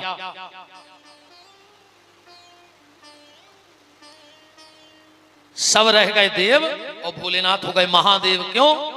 इसलिए शिव जी ने अपनी पूजा करवाई। करवाई कि नहीं करवाई? खुद की पूजा और पत्नी की पूजा। तो ऐसे तो केहू देवता हैं जो पति पत्नी 2 जनों की पूजा हो रही। शिव जी ने खुद की पूजा करवाई, पत्नी की 2 लड़का पुजवा दे। बताओ गणेश जी कार्तिकेय जी कहां नहीं पूजे? ऐसे तो और भी देवताओं के बाल बच्चे पूज रहे, पर शिव जी ने कहा वे काम नहीं और आगे चलो। खुद की पूजा, पत्नी की पूजा, 2 लड़का पुजवा दे, वो 2 बंगे पुजवा दे। बताओ रिद्धि सिद्धि को नहीं चाहत के हमारे घरे रहे। खुद की पूजा, पत्नी की पूजा, 2 लड़का पुजवा दे, 2 बंगे पुजवा दे, और शंकर जी ने 2 नाती पुजवा दे। बताओ किसके घर में शुभ लाभ नहीं लिखा है ना? शिव जी के पूरे परिवार की पूजा हो रही। एक दिन देवता बैठे, बोले एक काम करो, अपन तो रह गए देव, आज ये पूरे घर के पूज रहे, इनको बना दे महादेव। ऐसे महादेव हैं भोलेनाथ। दूसरा कारण महादेव का यह भी है, जिनके अंदर परहित परमार्थ आ जाता है वो देव नहीं, वो महादेव बन जाता है। भगवान शंकर ने जहर पी लिया कि सृष्टि का नाश ना हो। और एक बात और ध्यान से सुन लो, अगर जीवन में कभी सम्मान से जहर भी पीना पड़े तो पी लेना। सम्मान से अगर कोई जहर पिलाए तो पी लेना, और अगर कोई अपमान करके अमृत भी पिला रहा हो तो ठोकर मार देना। राहु ने अपमान से अमृत पिया तो गर्दन कट गई। भली अमृत पिया पर हुआ तो वहां अपमान था। उस शिव ने सम्मान से जहर पिया तो देव नहीं, वो महादेव बन गए। मान सहित विष खाए के शंभु भये जगदीश, वो बिना मान अमृत पियो सो राहु कटा दो शीश। सम्मान का जहर अच्छा और अपमान का अमृत भी खराब।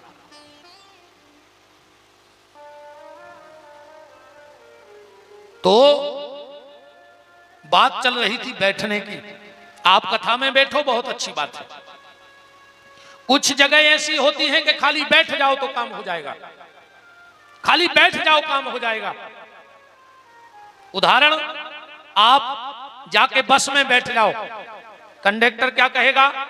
हमारी सवारी बैठी है, कहेगा कि नहीं कहेगा? चाहे तुम मन से बैठे हो चाहे बिना मन के बैठे हो, पर कंडक्टर क्या कहेगा? हमारी सवारी है। आप कचहरी पे जाके बैठ जाओ, वकील कहेगा हमारे क्लाइंट बैठे हैं, कहेगा कि नहीं कहेगा? आप डॉक्टर के बैठ जाओ, डॉक्टर कहेगा हमारा पेशेंट बैठा है। आप थाने में बैठ जाओ, पुलिस कहेगी हमारा मुजरिम बैठा है। तुम पंडित जी के बैठ जाओ, देखिए हमारा जजमान बैठो। तुम मंत्री जी के बैठ जाओ, देखिए हमारे कार्यकर्ता बैठे। बताओ, बंगला पे जाके कोई बैठ जाए तो कार्यकर्ता बन गए कि नहीं बन गए? तो जब बस में बैठे से कंडक्टर बन गए, थाने में बैठे से मुजरिम बन गए, मास्टर के बैठे से विद्यार्थी बन गए, महाराज के बैठे से जजमान बन गए, मंत्री जी के बैठे से उनके कार्यकर्ता बन गए, तो तुम पंडाल में बैठ जाओ, तब हम तो भगवान कहें कि हमारा भक्त बैठो है, वही दिन बेड़ा पार हो जाना। कहेंगे कि नहीं कहेंगे? कभी ना कभी तो कहेंगे कि हमारा भक्त बैठा है। आज जिस दिन भगवान इतना कह देंगे, उसी दिन हमारा आपका बेड़ा पार हो जाएगा। कथा बैठने के बाद आदमी 3 प्रकार से सुनता है। ये तो तुम उन्होंने खूब सुनी है, श्रोता, सुर, सर्वता, सोता, ये तो पुरानी हो गई बात है, अब नई ले आए अपन। 3 प्रकार से आदमी कथा सुनत है। एक बुकरिया घाई, ध्यान से सुनियो, एक गज्जा घाई और एक भैंस घाई। अब अपन सब गांव के हैं, गांव की परंपराओं से जुड़े हैं, ध्यान करियो। बकरिया जब भी पानी पीवे जे है धार में, नदिया में, कहूँ बकरिया पाँव नहीं रखत पानी में, 2 ही पाँव आगे के मोड़ ले है और फिर बहती धार में पानी पी है। गैया जब भी जे है तो आगे के 2 ही पाँव पानी में रखे फिर पानी पी है। और भैंस सबसे पहले भीतर जे है पानी में, वो अच्छो मचे है, सुने खुद के काम को रहे है न दूसरे के काम को। ऐसा ही 3 होते श्रोता। तुम्हारे आगे गन्यों घाई गऊ बन के बैठ गए, 2 पांव कथा में है, आधो शरीर आधो घरे है कि का हो रहा हुज्जे का ने हो रहा हुज्जे। अब महाराज मान ही नहीं रहे, ने घड़ी देख रहे, जल्दी बंद कर देते। मैंने 2 ही तरफ हो, 2 ही पलवों पे बैठे। कछु बुकरियों घाई माइक लगे हैं, दूर बैठे हैं, उनके मुत के फायदा हो जाता, बीच बीच में भी बीड़ी भी पी लेते। बताओ, अच्छा भी तो तुम बीड़ी पी पा रहे, बुकरिया को मोह शांत नहीं देते, ऐसा ही उनको मोह शांत नहीं हो जो माइक में ऐसे सुन रहे दूर से।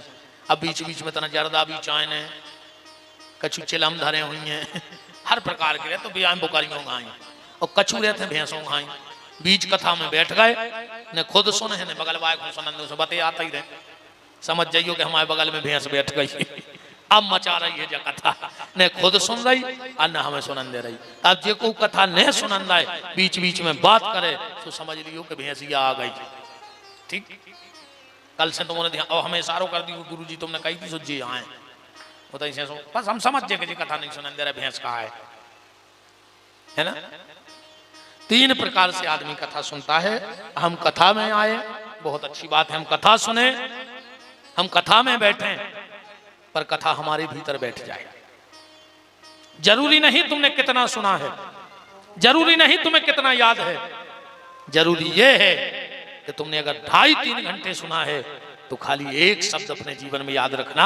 आज की कथा में आपको जो बात अच्छी लगी हो, वो संकल्प लेना कि हमारे जीवन पर्यंत हम इसको पूर्ण करेंगे और इसको निभाएंगे। एक बात, 3 घंटे की कथा तो बहुत वही है, मात्र एक बात तुम्हारे जीवन को बदल सकती है। हमने कल भी कहा था कि कथा जीवन के रूपांतरण के लिए होनी चाहिए, जीवन के परिवर्तन के लिए होनी चाहिए, जीवन में बदलाव के लिए होनी चाहिए। और अगर जीवन में बदलाव ना आया तो कोई मतलब नहीं। हम लोग जब कथा में आते हैं तो खूब कपड़े बदल बदल के आते हैं कि नहीं आते। अब विशेषकर हमारी जो बहन जी आ, हाँ पता लगे पहले ही बात हो गई जो कि 9 साड़ी पहले ही चाय ने 9 ही दिन को अलग अलग कथा हुई, चाहे बिल्कुल नहीं हुई, पर पहले 9 साड़ियाँ आवे। अब बाजू वाली पूछ ले दीदी तई की आए कि दिल्ली बम्बई की कीमत चुक गई है ना। हमें कोई दिक्कत नहीं है, भगवान ने खूब दाव है, तो हम के दिन में 9 बदल गयो। ठाकुर जी ने दाव है, पर निवेदन तो है कि जब कथा में आओ तो कपड़ा बदल के आओ, पर जब कथा से जाओ तो अपने मन को बदल के जाना, तब तो कपड़ा बदलना सार्थक है। वरना कपड़ा बदलते बदलते एक दिन भगवान हमें ये तन बदलवा देगा और ना जाने अगले जन्म में हमें गधा घोड़ा कुकर सूकर क्या बना करके भेजेगा। कथा में आओ कपड़ा बदल के, वो कथा से जाओ अपने मन को बदल के। बात तो तब है जब आज पति देव घरे जाएं और पत्नी से बहुत प्रेम से बोलें, वह पत्नी भी सोचे कि बदले बदले सरकार नजर आते हैं। ये कई दिन में बदल गए, इतनी अच्छी कथा हो रही का है ना। दूसरा, जब बहू जाए तो सास के पांव पड़े, बस सास भी चोटिया लेके देखे कि गरे खोदोरत तीरे 2 ही दिना में गोड़ों खोदोरन लगी हो का बदलाव तो आवे। जब सास जावे बहू से बहुत प्रेम से बोले, वह बहू भी सोचे कि जब फूलन देवी कैसे सुधर गई 2 दिना में। रोज घरे आके महाभारत करवाती और आज 2 दिन की कथा में घर में रामायण होने लगी। हाँ, जबकि महाभारत ज्यादा हो रहा हो। एक आदमी लड़की देख भी गो पिता अपने लड़का को, तो बिटिया से पूछी कि बेटा धर्म शास्त्र के बारे में तुम्हारा कितना ज्ञान है, ग्रंथों के बारे में क्या जानत। रामायण तो हमने घरे पढ़ ली है, महाभारत तुम्हारे घरे कर दे हैं शादी के बाद। रामायण तो हमने पूरी कर ली घर में, अब महाभारत रह गई, सुबह तुम्हारे घर में जाकर करवा दें, है ना। और आवे के बाद महाभारत ही तो होते नहीं हो। अच्छा, जब आज जी मम्मी हरे जानत नहीं, यही से जब लड़का की शादी होते ध्यान हुई है, दरवाजे से जब दूल्हा जाते बारात में तो माँ एक सूपा में बहुत सामान ले आउते आरती उतार में, बहुत तो बलंगे लेते वह लड़का की। पता है वह क्या करत, बजा के थे बेटा आ जाई तक के हमारे हो पुतला, लौट के हमारे नहीं रहे हो। माँ से तो ऐसी महामाया मूड पे बैठ के आए कि हम तो तुम्हें लगन लग 2 महीना में बेरी, हमारी ने सुनो हो तुम एक। फिर तो जो मंत्र बहू दे दे सब मंत्र फेल है दोनों के मंत्र के आगे। हाँ, आदमी सब भूल जात, माँ बाप बहन भैया रिश्तेदार, वो तो फिर आखिरी इनकी चलत है। इनने जो कह दी वह विधाता की भी लेन मिट जाए, इनकी नहीं मिट सकते। वो लोग गलत कह रहे हो। शादी के बाद रहो माँ बाप को, राम है तो बजो। सासो तीरथ ससुरा तीरथ, तीरथ साला साली है, और दुनिया के सब तीरथ झूठे, 4 धाम घरवारी है। हाँ, 4 ही धाम घरवारी है। बताओ तो रे भैया भैया को दुश्मन हो जाते हैं कि मंत्रों में कौन से मंत्र जानत जी, है ना। बड़ी दिक्कत है भैया। निवेदन बस ये है कि कथा में आओ कपड़ा बदल के, वो कथा से जाओ मन को बदल के, जीवन का रूपांतरण हो, जीवन में परिवर्तन आवे, सत्संग से हमारे जीवन में सुधार आवे, तब तो सत्संग का अर्थ है। वरना ऐसे बैठने से कुछ नहीं होता। ऐसे तो अपन कब से बैठ रहे, ऐसे ही बैठत बैठत एक आध दिन गांव भर के अपने घरे बैठ भी आ जाए, बोले काय बोले राय नहीं है, सुन के बैठ भी जा रहा है। तो जैसे अपन बैठे ऐसे भी अपने घरे बैठे। आप कथा में बैठो अच्छी बात है, पर आपके भीतर कथा बैठ जाए बात तो तब है। उस एक शब्द बैठ जाए, एक शब्द तुम्हारा जीवन बदलने के लिए बहुत बड़ी बात है। पूरी कथा तो जिस दिन आएगी तो आनंद ही आ जाएगा। एक भी बात इसके बाद आया भोजन का, हो सके तो 9 दिन उपास ही रहो, न हो तो शाम को खा ले, अन्य हो तो 2 टाइम खाओ, अन्य हो तो दिन भर खाओ। तक आया हो रहा उसे रोटी छोड़े से भगवान नहीं मिले हैं। न पूरी बुकरियां बैठी होती बैकुंठ में, पत्ता ही पत्ता खा रहेंगे, अपन तो सौंदो नमक खा रहे। व्रत करना है तो भोजन का मत करो, अपनी वृत्तियों में सुधार लाओ, उसका नाम है व्रत। हम किसी का बुरा नहीं सोचेंगे, हम किसी का बुरा नहीं करेंगे, हम किसी से बुरा नहीं बोलेंगे, हम बुरी नजर से किसी को नहीं देखेंगे। ऐसे व्रत करके बताओ जी आए व्रत। अब अकेली कहीं रोटी नहीं खा रहे, दिन भर पे टीवी में सीरियल देखने, कहीं हम व्रत या है 14 किलो सेव खा ला दिन भर में टेबल पे धरी धरी बगल में, 6 किलो साबुदाने खा लाए, एक पी का चिप्स खा ली, कहीं आज अन्न खाने ही नहीं है। हम छोड़ दें जिंदगी को रोटी ऐसी हम ढकाने लगे, हमें कोई ऐसा फरार मिलत रहे। काजू किस्में सेव और साबुदाने उतने मत बनाओ जितने बना सकते हो। संबंध उतना ही बनाइयो जितने निभा पाओ, पैसा उतना ही कमाइयो जितो खर्च कर पाओ, वो खाइयो उतना ही जितो पचा पाओ। ज्यादा खा जाओ नुकसान कर जाए।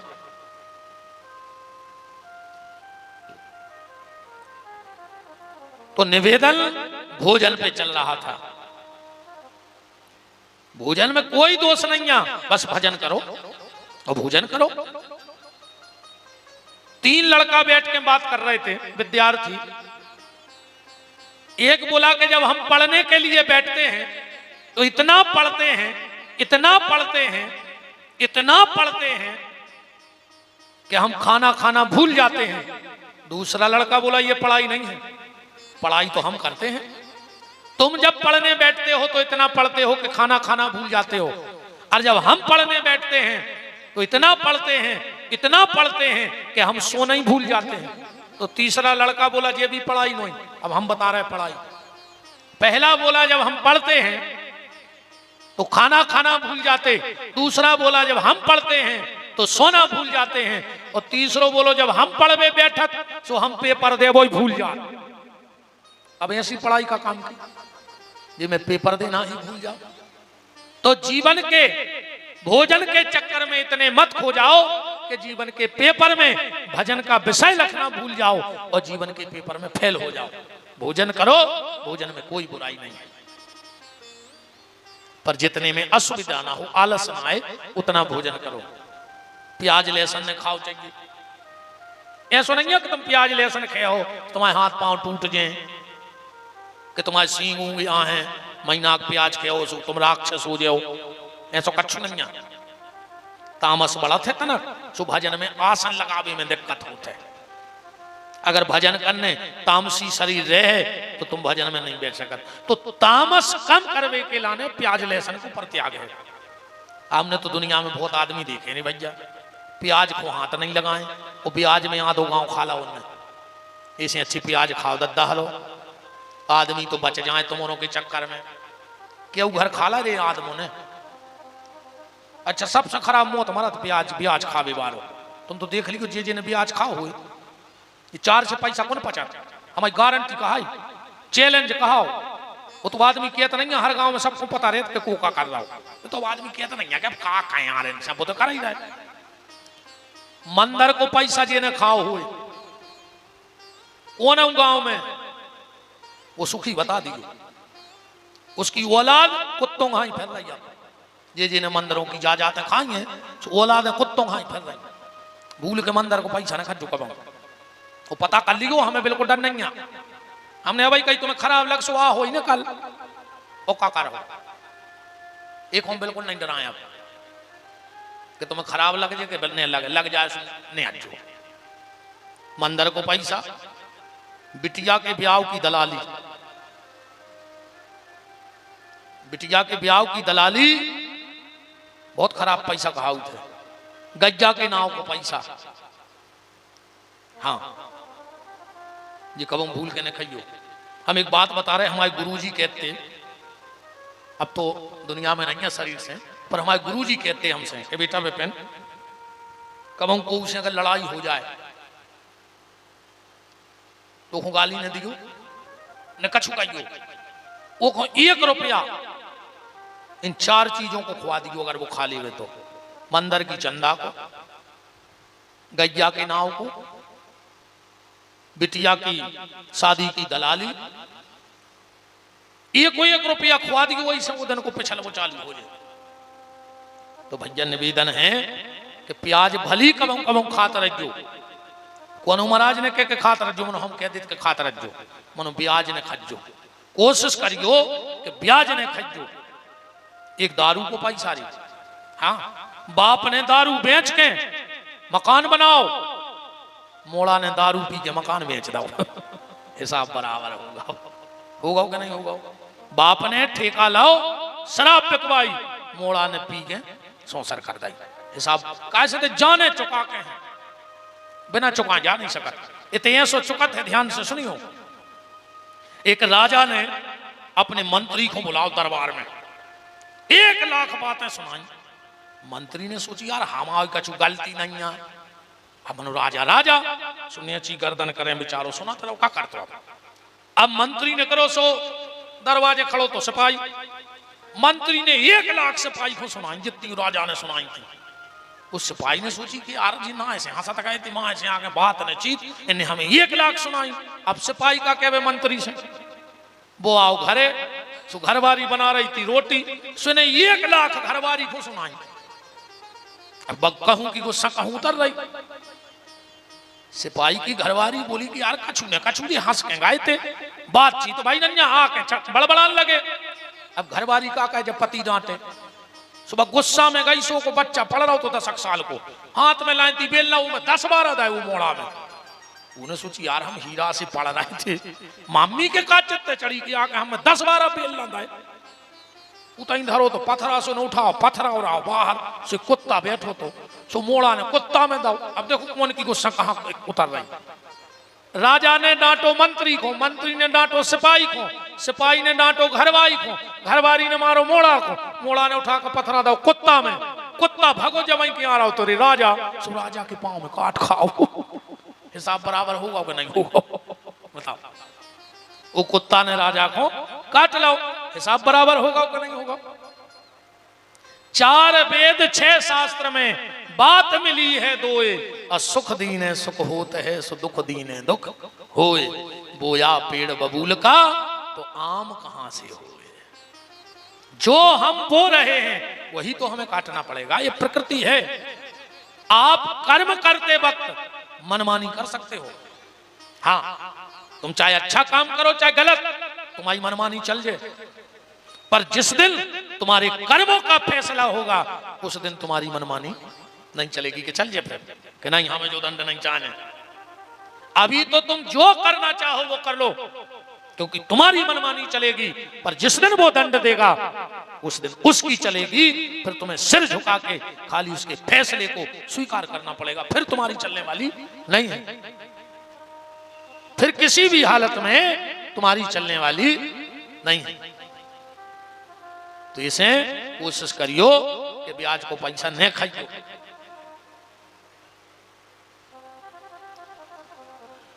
आप कथा में बैठो, भोजन पानी की बात हो गई, बैठक की बात हो गई, नवग्रहों का पूजन होना चाहिए, मंत्रों का जप होना चाहिए, तो वो बिल्कुल विधि विधान से शास्त्री जी और 8-10 आचार्य चल ही रहा है। जो इसमें लिखा है वो पूरा बिल्कुल व्यवस्थित बड़े भैया ने पहले ही कर दो, तो हमें कहने की जरूरत ही नहीं पड़ी। 2 बातों का विशेष ध्यान शिव महापुराण की कथा में रखना चाहिए। भंडारे का, भंडारे में सबसे पहले 2 बटुक ब्राह्मणों का भोजन कराना चाहिए। शिव महापुराण की कथा में, सब कथाओं में कन्या भोजन होता है, पर शिव महापुराण की कथा में 2 बटुकों का भोजन पहले हो, बाकी फिर सबको भोजन कराया जाए। बटुक कौन को कहे? जिनकी शादी ने भाई हो।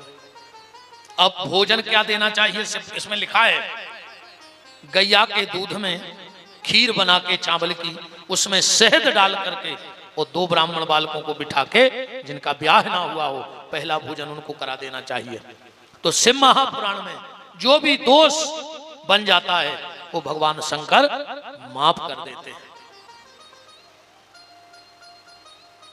ये पूरे शिव महापुराण का विधान श्री सूत जी महाराज ने शौनक ऋषियों को कहा। श्री सूत जी महाराज कह रहे हैं कि हे शौनक ऋषियों ध्यान से सुनो। अब हम शिव महापुराण में प्रवेश करते हैं। अब तो अपन महात्म में चल रहे थे, जब महात्म की कथा आए अब शिव महापुराण चालू हो रहा है। कहां बहुत शिव महापुराण चालू?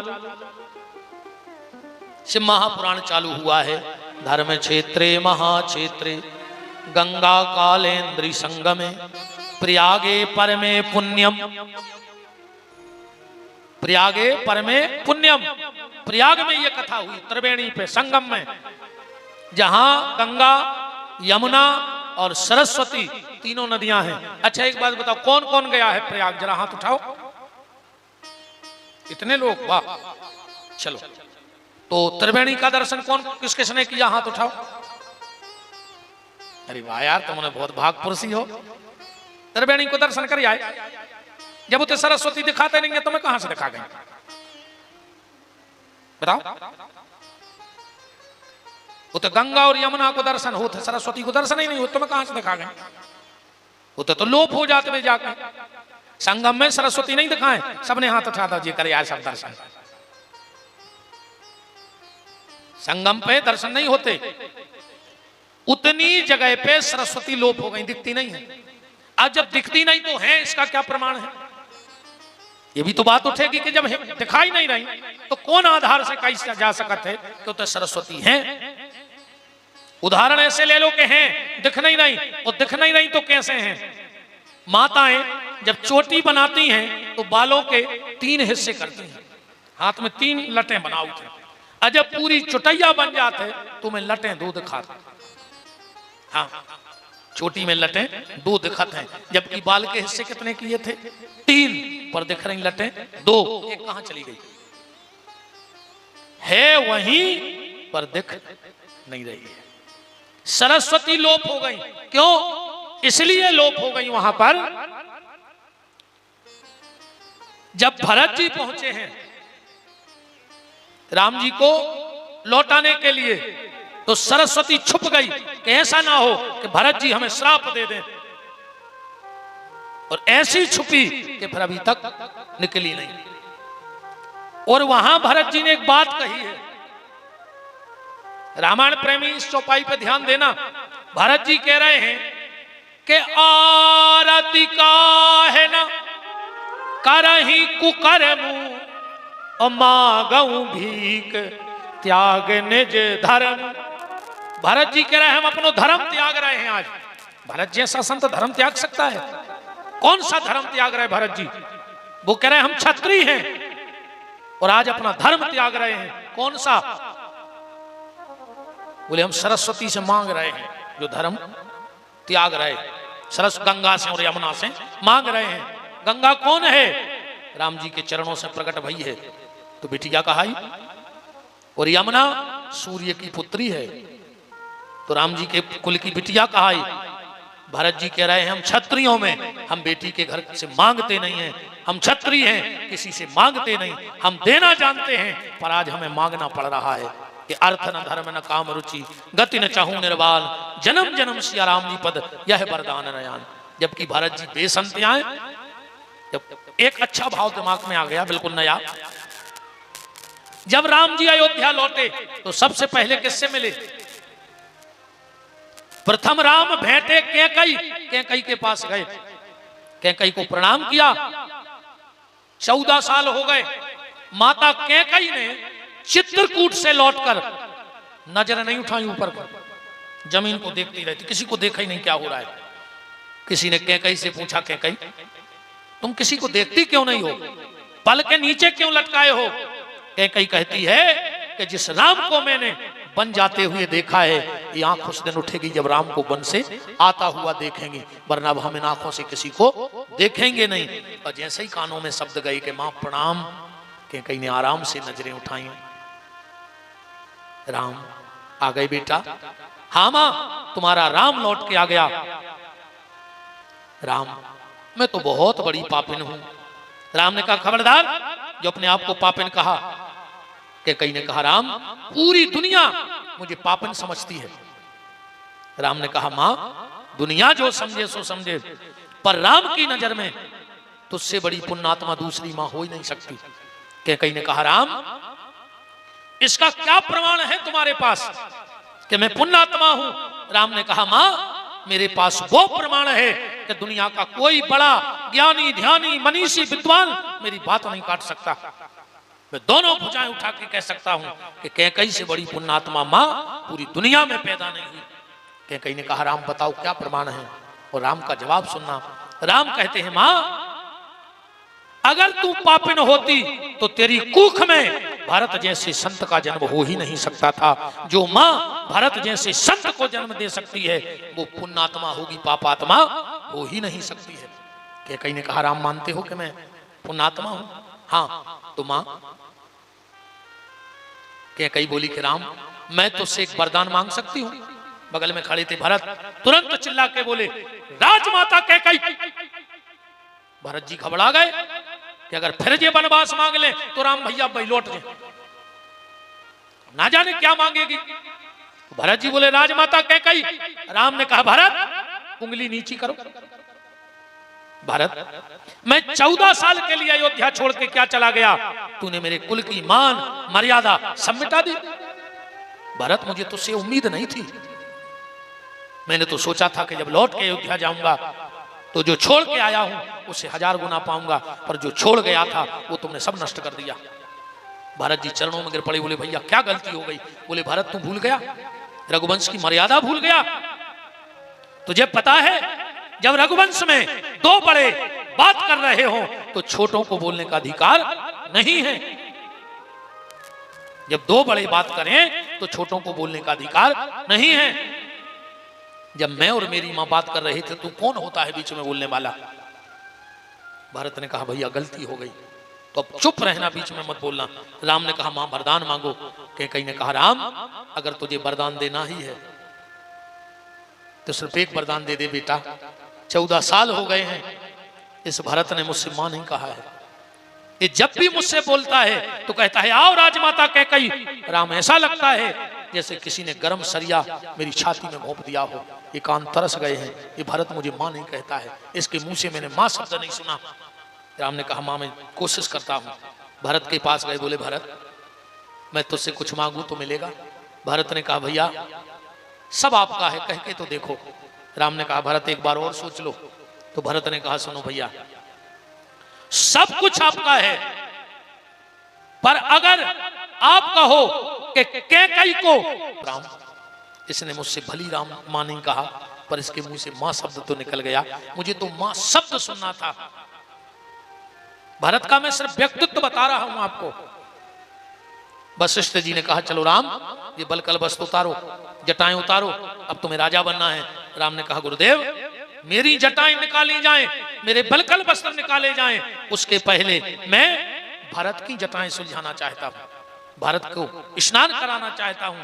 वशिष्ठ ने कहा भरत राम ये संभव नहीं है, भरत तुमसे सेवा नहीं करवाएगा, देखो पूछ लो दिक्कत क्या है। वशिष्ठ जी गए, बोले बेटा भरत तुम्हारे भैया राम होने वाले राजा राम की इच्छा है कि वो तुम्हारी जटाएं सुलझाना चाहते हैं।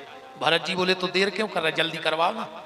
वशिष्ठ जी तो चौंक गए कि भरत राम से सेवा करवा रहा है। बोले गुरुजी जल्दी चौकी लाओ, हम ऊपर बैठ जाएं, अब भैया हमारी जटाएं सुलझाएं। भरत जी बैठ गए और राम जी एक एक जटा सुलझा रहे हैं। किसी ने भरत से कहा भरत तुम्हें शर्म नहीं आई, राम जी से सेवा करवा रहे हो। और भरत का जवाब सुनना, भरत ने कहा भैया ये जटाएं ही जीवन की जटिलताएं हैं। जटाएं मतलब जीवन की जटिलताएं, और जीवन की जटिलताएं व्यक्ति अपने सिर पे रख तो सकता है, पर सुलझाने का काम तो भगवान का है। सुलझाएंगे तो वही, सुलझाएंगे कि नहीं, हम रख सकते हैं। और दूसरा भाव भरत का देखो, भरत जी बोले मैं दुनिया के भाइयों को ये शिक्षा देना चाहता हूं, हम दोनों भाई की तरफ से, कि सगा भाई वो नहीं है, इनको केस भी कहा जाता है, बाल भी कहा जाता है, जटा भी कहा जाता है। केस कहते हैं, केस माने बाल। भरत जी बोले मैं दुनिया को यह समझाना चाहता हूं कि भाई वो नहीं है जो अपने भाई को केस में उलझा देवे, भाई तो वो है जो अपने भाई के केस सुलझा देवे। समझ लेना वो सच्चा भाई है। आज आप कचहरी पे चले जाओ, जमीन जायदाद के अगर 100 केस हैं, तुम्हें 95% सगे भाइयों के केस ठुके हैं कचहरियों पे। अब तुम कहो ये भाई है, वो भाई हो सकता है जो भाई को केस में उलझा देवे। अरे भाई तो वो है कि अगर कोई केस चल रहा है तो भाई को उस केस से सुलझा देवे, तो समझ लेना वो सगा भाई है। वर्तमान आदमी को 3 चीजों से मोह खत्म होगा। हाँ 3 चीजों से बिल्कुल आदमी हट गओ। एकदम भाई कहावत है कि मरे ढोर के ऐसी किल्ली छोड़ के चल जाओ। ऐसे 3 चीजों से आदमी को मोह एकदम खत्म होगा। सबसे पहले गैया, बिल्कुल मोह खत्म, एकदम खत्म होगा आदमी को मोह गैया से। कुत्ता पाले हैं, हाँ वही बिस्तरा में भैया सो रहा है, वही में कुत्ता सो रहा हो, वही प्लेट में भैया खा रहा हो, वही में कुत्ता खा रहा हो। वो भैया कुत्तों से खराब होगा। कछु कछु कहते हैं गुरुजी जो वो कुत्ता नहीं, ये तो बाहर को आए। तो जूता सागर से लिया हो तो पाँव में पैर हो, दिल्ली से लिया हो तो कमूड़ पे धरे पैर हो सागर में, कि जो दिल्ली के जूता आए जे पाँव में नहीं पैरे जाए, बंबई के जूता। कुत्ता तो कुत्ता हो, बताओ आदमी के जो वो मारो कुत्ता नहीं, बताओ। आजकल कुत्ता चल गई। अच्छा जब जे कोई कुत्ता दिखावे जात हुई तो फार्म तो भरो ही जात हुई। अब कुत्ता को तो कछु नाव नहीं रे, सो फार्म पे नाव लिखो जात हो घर धनी को, ये को कुत्ता दिखावेगा।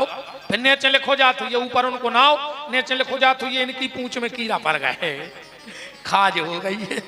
अब नाव ऊपर कौन को लिखो, मालक को, तो कीड़ा कौन हो पड़ गए, ये को नाव लिखो।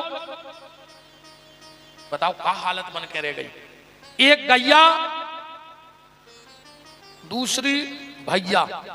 कल युग में आदमी को सबसे ज्यादा दिक्कत है सगे भैया से। देखो आत्मा पे हाथ धर के बताइए, पूरी दुनिया बढ़ जाए पर सगो भैया ने बढ़ जाए। हाँ कहूं जिठानी की 2 ईंटें ऊपर लग गई छत की, देवरानी को ब्लड प्रेशर लो।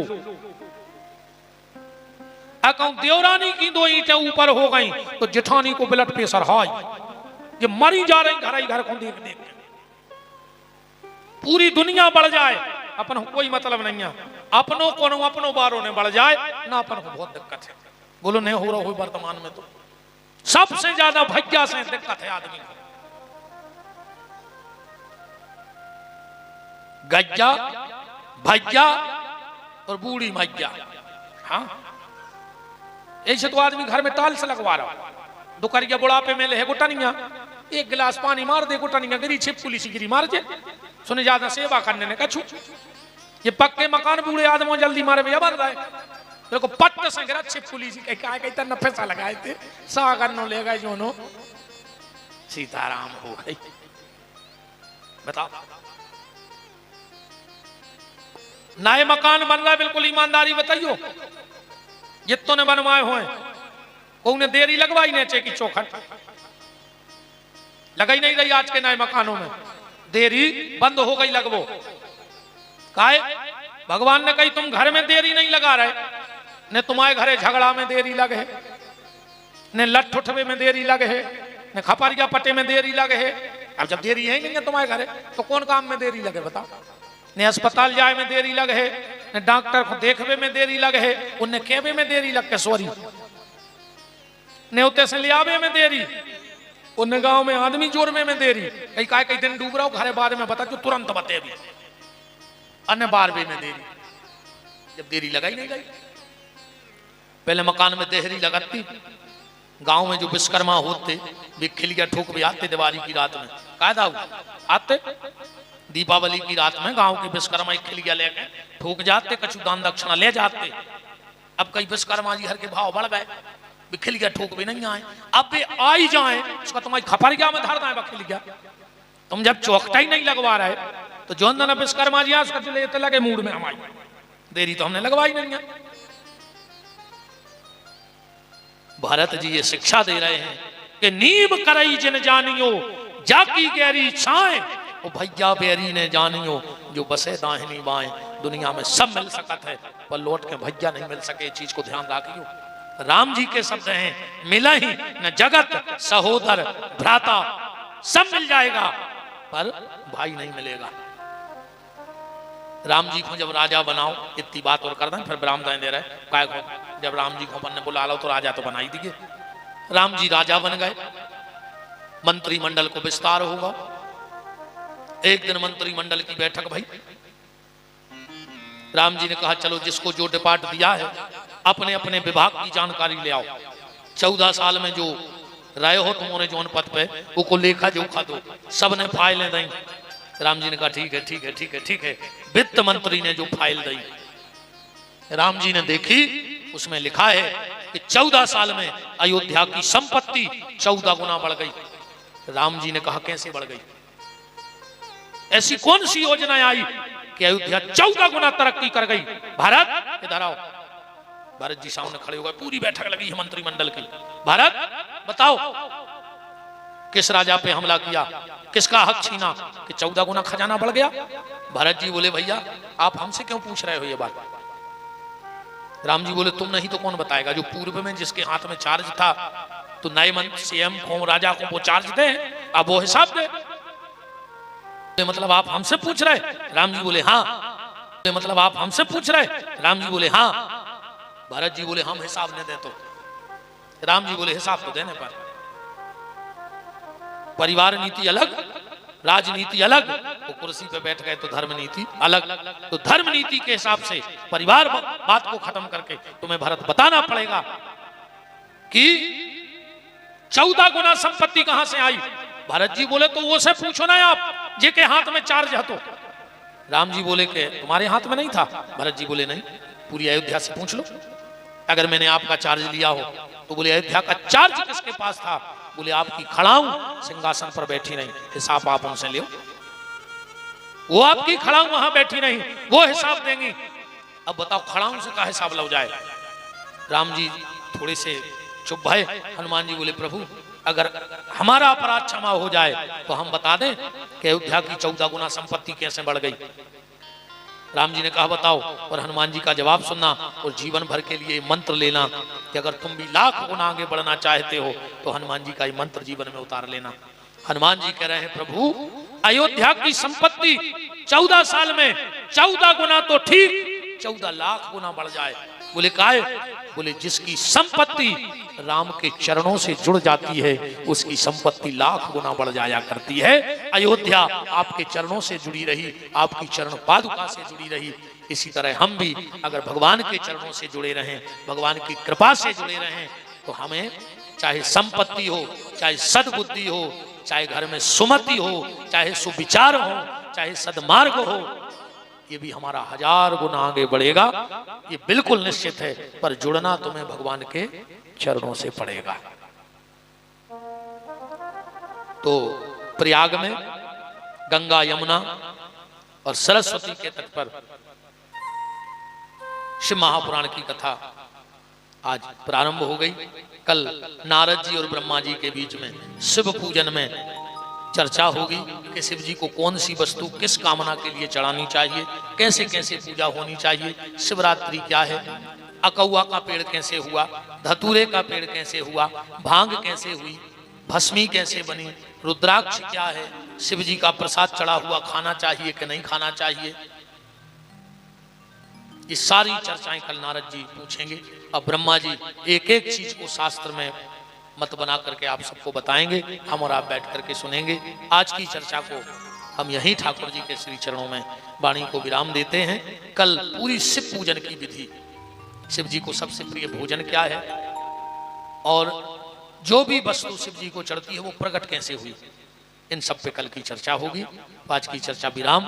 अब ठाकुर जी की प्यारी प्यारी सी आरती हमारी कथा के मुख्य बहन श्रीमती संगीता रंजीत सिंह जी राजपूत, बड़े भैया और आकाश भैया और समस्त राजपूत परिवार और उनके जितने भी सब प्रेमी परिजन नातेदार रिश्तेदार सब आए हैं।